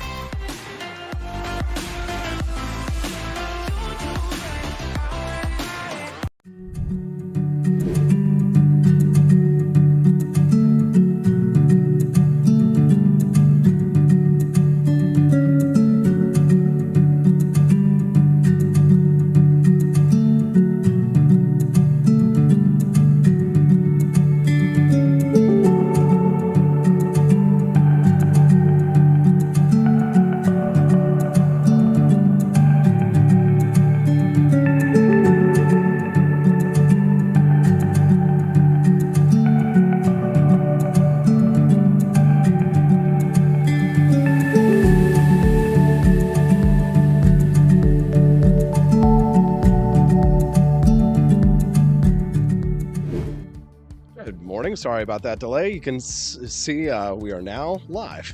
It's 8:37 and you're watching the Wake Up America show with Austin Petersen at wakeupamericashow.com. All right, well, controversy erupted over the weekend. The Daily Beast, that liberal rag, decided to take aim at the nation's third largest political party. What do they have to say? And then you get on Twitter and you go to @LPNational. It's some weird crypto bro. Where's my LP National tweets, bro? Let's talk to the chair of the Libertarian Party. Her name is Angela McCardle, and she's joining us right now. Good morning, Angela. Nice to see you. Hey there. Thanks for having me. You had quite a weekend there, didn't you, Angela?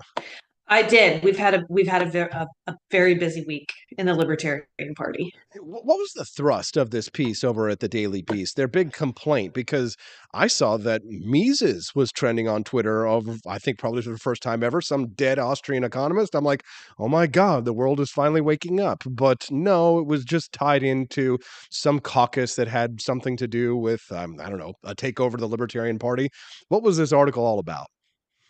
Well, so I guess there's what the article was written about and what's really going on behind the scenes. And overall, the vast majority of people in the Libertarian Party are excited and willing to work together to make the United States a freer place to live, regardless of their ideological factions within the party in the framework of libertarianism.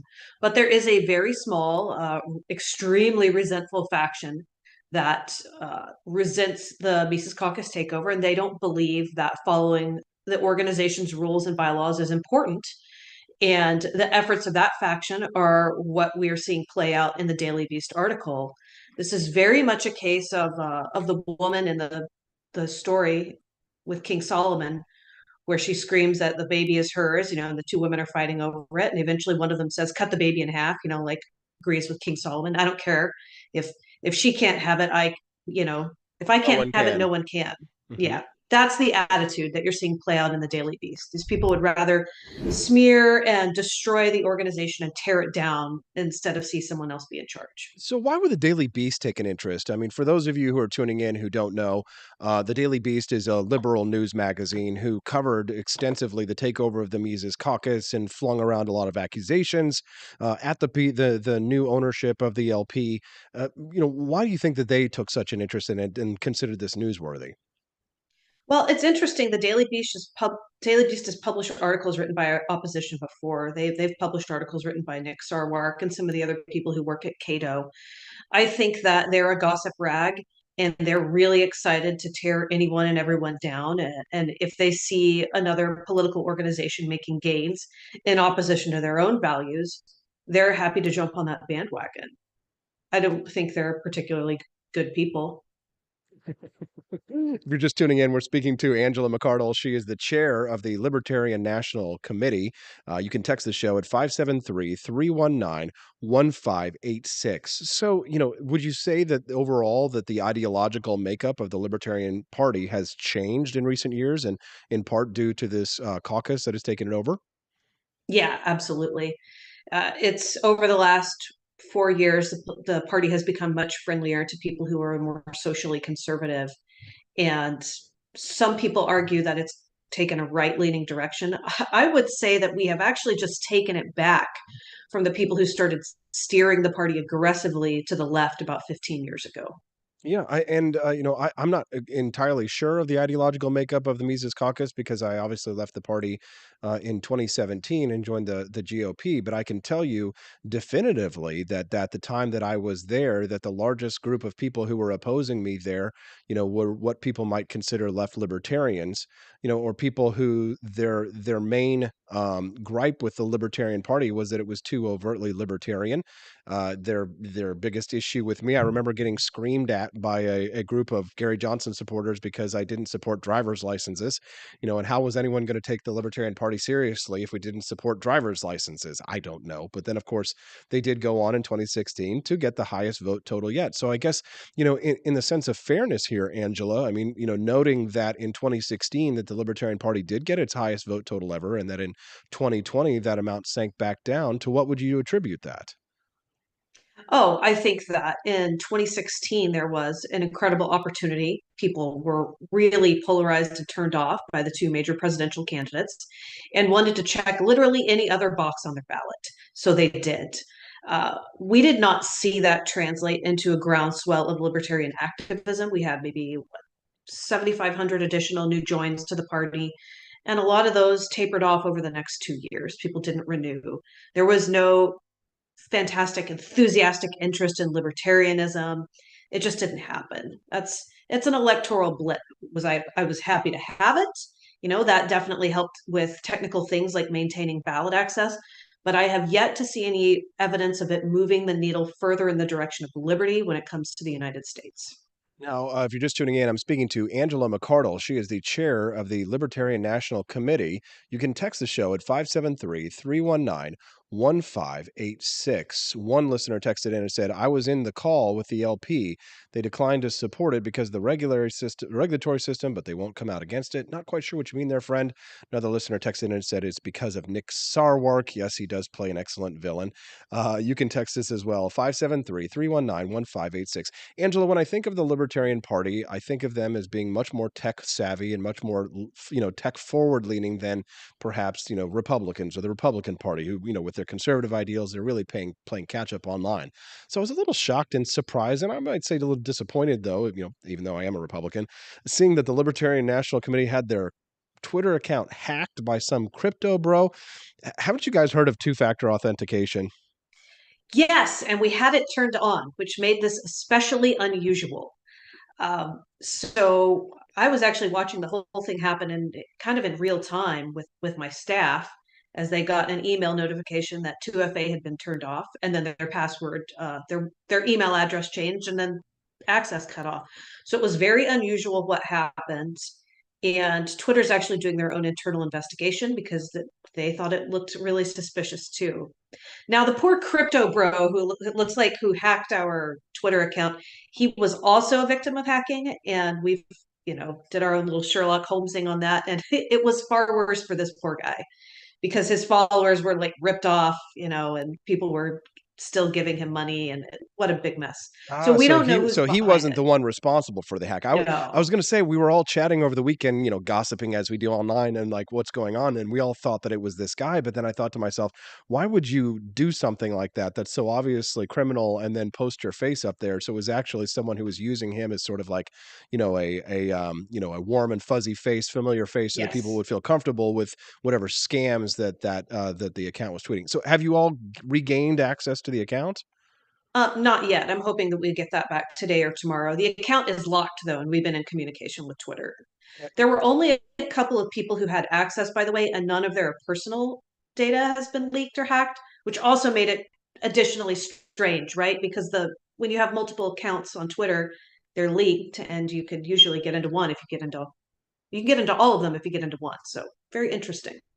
If you're just tuning in, we're speaking to Angela Angela McCardle of the Libertarian National Convention. Angela, how do you feel about the upcoming midterms for the prospects of the party?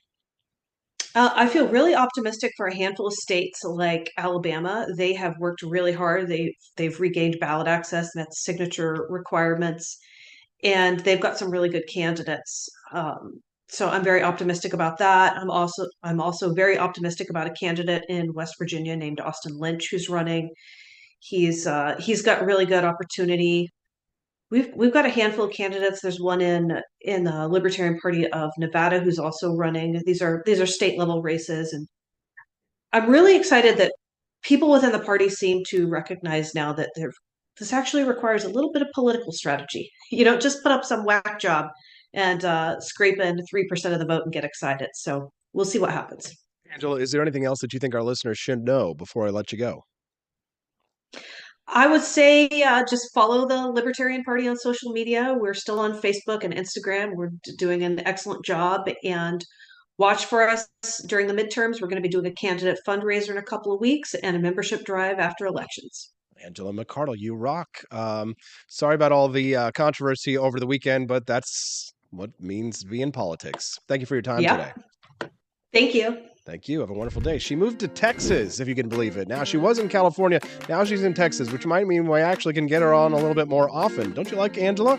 Give us a like in the chat for Angela McCardle. Send us a text, 573-319-1586. We're doing YouTube Monday. I've got a very, very special segment for you coming up. The history of the evils of government. It's going to be my first scripted segment that I wrote for you. It'll be very special, and if it goes well, then we'll do it again. So don't miss it. We'll be back on the Wake Up America Show at wakeupamericashow.com. I enlisted as a medic to be there to help my patients, and after an injury, I found myself as a patient. I experienced post-traumatic seizures. Depression is a big one that comes along with it, PTSD. So I pursued my PhD in neuroscience and regenerative medicine. The coalition has helped fund my academic pursuits. They genuinely care about helping the vet in whatever way that they can. Through supporting the coalition, you're supporting some of the veterans that have the biggest needs. Visit saluteheroes.org to learn more.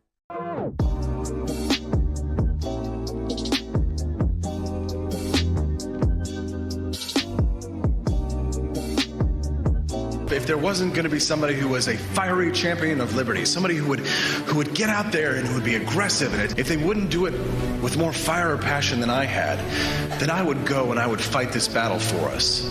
I've fought for the principles that we all share. Parties tend to be secondary to me. We're here because we believe in the principles of liberty. I am not a perfect messenger, but I think I'm a damn good one. This is a replica of our first president's flintlock pistol. You have my full support, my respect, and my gun.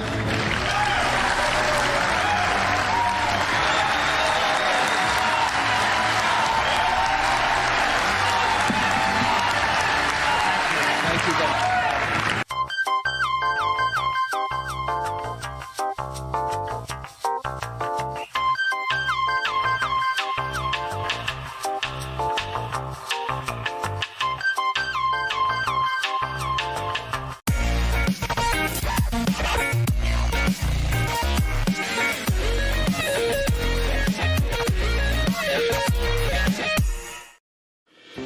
Enough yet? Do facts no longer matter? Are lies to be encouraged instead of punished? This is not our inheritance. If truth no longer matters, we will not remain free for long.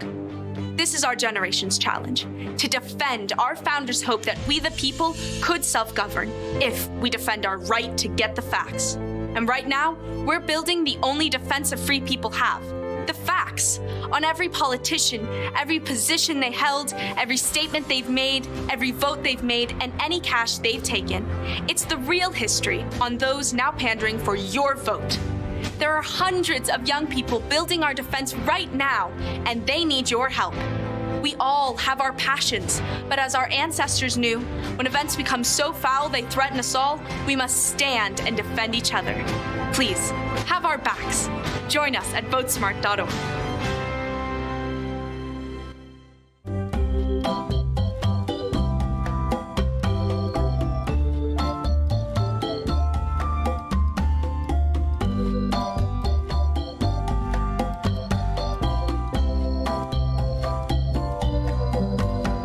What would happen if I had to pick up the phone, call 911 for one of my family members or one of my neighbors? What would I do if no one was on the other end to respond?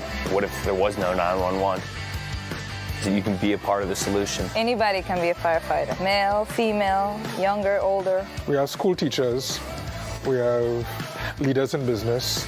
Is me, you, anyone that wants to be. There is no typical firefighter. Halloween is coming. The festival of Samhain approaches, and your lazy butt doesn't have a Halloween costume yet? How can you pledge allegiance to the Dark Lord this year and possibly offend everyone at the same time? Visit the AP for Liberty shop and get your shirt today. The 9 most terrifying words in the English language are, I'm from the government, and I'm here to help. So grab your government is scary tea and tell everyone at the party that you're here to help. Other great seasonal items are available as well, so don't miss out. Then visit AP for Liberty shop today. That's apforlibertyshop.com.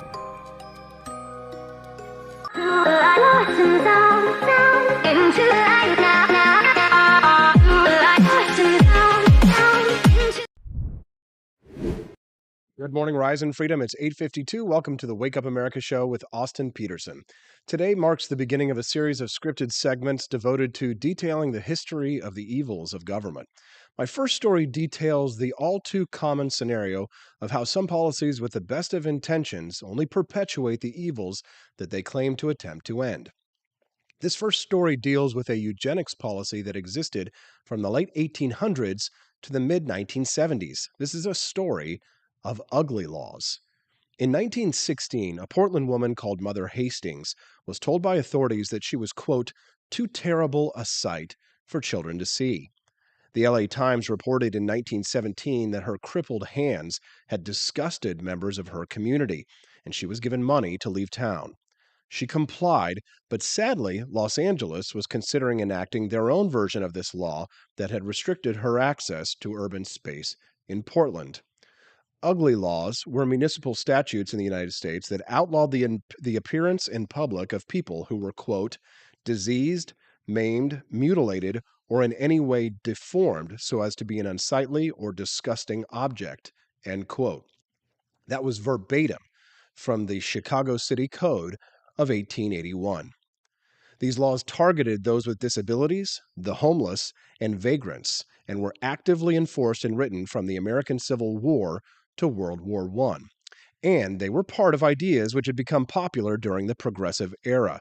That included forced sterilization and the beginning widespread normalization of the eugenic procedure of abortion. Forced sterilization continued in the United States until the early 1990s. And of course, the abortion continues to this day in certain states. The first of these laws came about in San Francisco in 1867 to, quote, prohibit street begging and to restrain certain persons from appearing in streets and public places. But the words to describe people as, quote, disgusting objects were common in laws that were spread as far and wide as Portland, Denver, Lincoln, Omaha, New York, Manila, and Reno. The entire state of Pennsylvania even enacted such a law in 1891. Now, the laws were mainly meant to prevent people with visible disabilities from hanging out in public spaces or asking for money. But of course, the wording and function, just like the sterilization laws, gave power and license to those with sinister intent. Of course, being ugly was only a crime if you were poor. There was never any attempt to uniformly enforce the laws. There was only a want to have a pretext with which to remove people from public spaces if their presence offended those in power. It wasn't until the 1970s, after a man was arrested in Omaha for violating an ugly law, that the push started for the Americans with Disabilities Act. Ugly laws would be the pretext for government to step in and do something to prevent these horrible acts of discrimination against the poor, disabled, and sick. It became a legend at that time to spread the idea that the laws had begun in Chicago, aimed at preventing those in P.T. Barnum's freak show from eating at diners or otherwise being in public. But ugly laws had existed for far longer than the famous freak shows, whose entertainers absolutely suffered discrimination at the hands of these ugly laws. Disability activists used stories like these to demand the passage of the Americans with Disabilities Act, and in 1990, it was signed into law by George Herbert Walker Bush. Now, the law, in theory, provided protections to those with disabilities, similar to the Civil Rights Act of 1964. But in a completely predictable move, the ADA, as it is known, has been weaponized by governments against the very people that it was meant to protect. In Portland, Oregon, civic representatives now use the ADA to chase off beggars.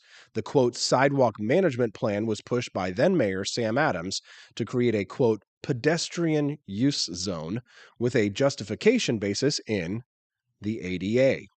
The claim, of course, is that beggars and homeless people are obstructing passage on the sidewalks, and the ADA gives them the legal ability to persecute the poor and the homeless. Now, in an ironic twist of fate, the law that was passed and meant to protect people like Mother Hastings would now be used against people just like her. Now, it's a natural impulse to wish to have orderly and clean streets, but the reliance on the belief that government can solve the problem that government creates is naive. The laws are aimed at punishing homeless, not providing handicapped people with more space to maneuver on sidewalks, because Portland's sidewalks are littered with sandwich boards, magazine racks, cafe tables, and all sorts of other obstructions. And yet none of those were targeted as needing to be moved, only ugly people who are too poor to defend themselves. The Americans with Disabilities Act was passed with the best of intentions, and by bleeding heart Republicans calling themselves compassionate conservatives. And of course, those who oppose the ADA, or who think it even now tends to do the opposite of what it claims, are painted as heartless. Much like the Patriot Act and Biden's Inflation Reduction Act, the Americans with Disabilities Act is named in such a way as to make anyone who might oppose a law out to be some kind of unpatriotic or unfeeling monster. And of course, like the Inflation Reduction Act, the ADA is being used to do the opposite of what it claims to fix. In reality, the government is, has, and always seems to be the true monster and threat to our natural rights. The answer to most bad laws, in my opinion, is to remove them, not to write more bad laws. That's all I have for you today. Thank you very much for watching, and look out for more in my series on the history of the evils of government. We'll see you tomorrow on the Wake Up America Show at wakeupAmericaShow.com.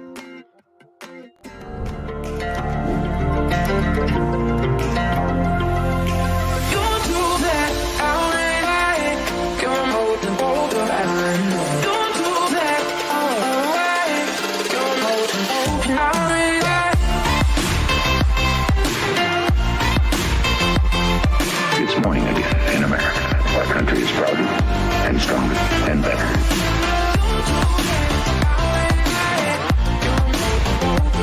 I like shooting things, but whenever I can't shoot something, I like to cut things. My life isn't all about shooting and stabbing and cutting, though. Sometimes I have to do actual work, but when I work, I still like to have fun. And there's nothing less fun than trying to cut with a crappy knife. Thankfully, from the ancient sect of Christian knights, who also loved cutting and stabbing, comes a new implement that has received my personal blessing, the Templar knife. Like the ancient sword of Excalibur, you don't choose a Templar knife, it chooses you. You just decide what kind you want on the website first, however, and then order it online, and then it chooses you. The Templar knife comes in a variety of shapes. As a man of culture and taste, I have decided I will never use a terrible knife again. And thanks to the inspiration provided by this excellent product, I have decided to launch a new crusade against anyone using less than superior knives. Join me, brothers and sisters, by visiting uppercuttactical.com/pages/Templar-knives. That's a lot of slashes. For that, you'll need a Templar knife. For 10% off, use code AP for Liberty and join me in a quest for glory, for liberty, for Christendom, for the Templar knife. Get yours today. Fire.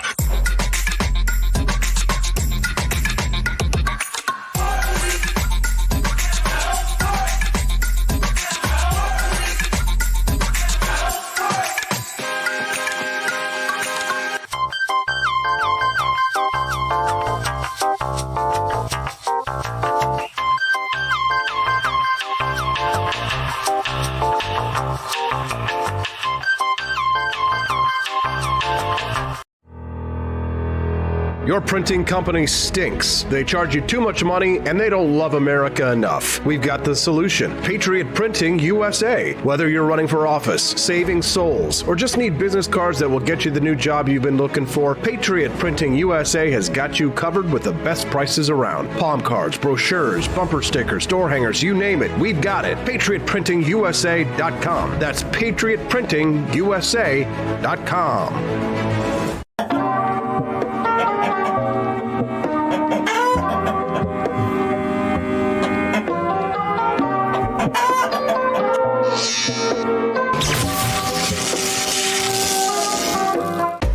Want an engaging website to boost your business? You're just a click away from 5-star Fiverr talent. Hundreds of freelancer skills like web design. Head to Fiverr.com today and get something started.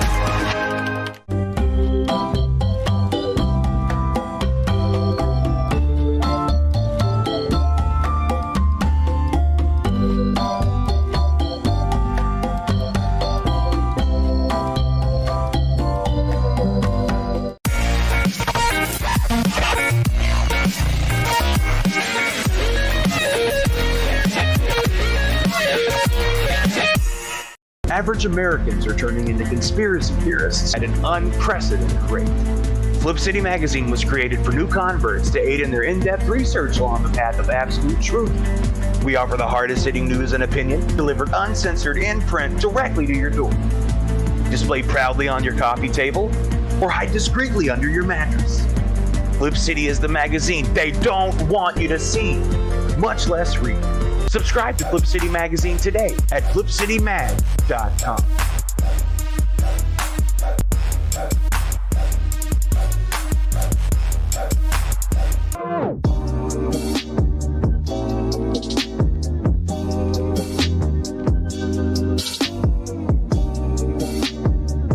I would remind you that extremism in the defense of liberty is no vice. It is better to settle these matters in the courts than on the streets, and new laws are needed at every level. But law alone cannot make men see right.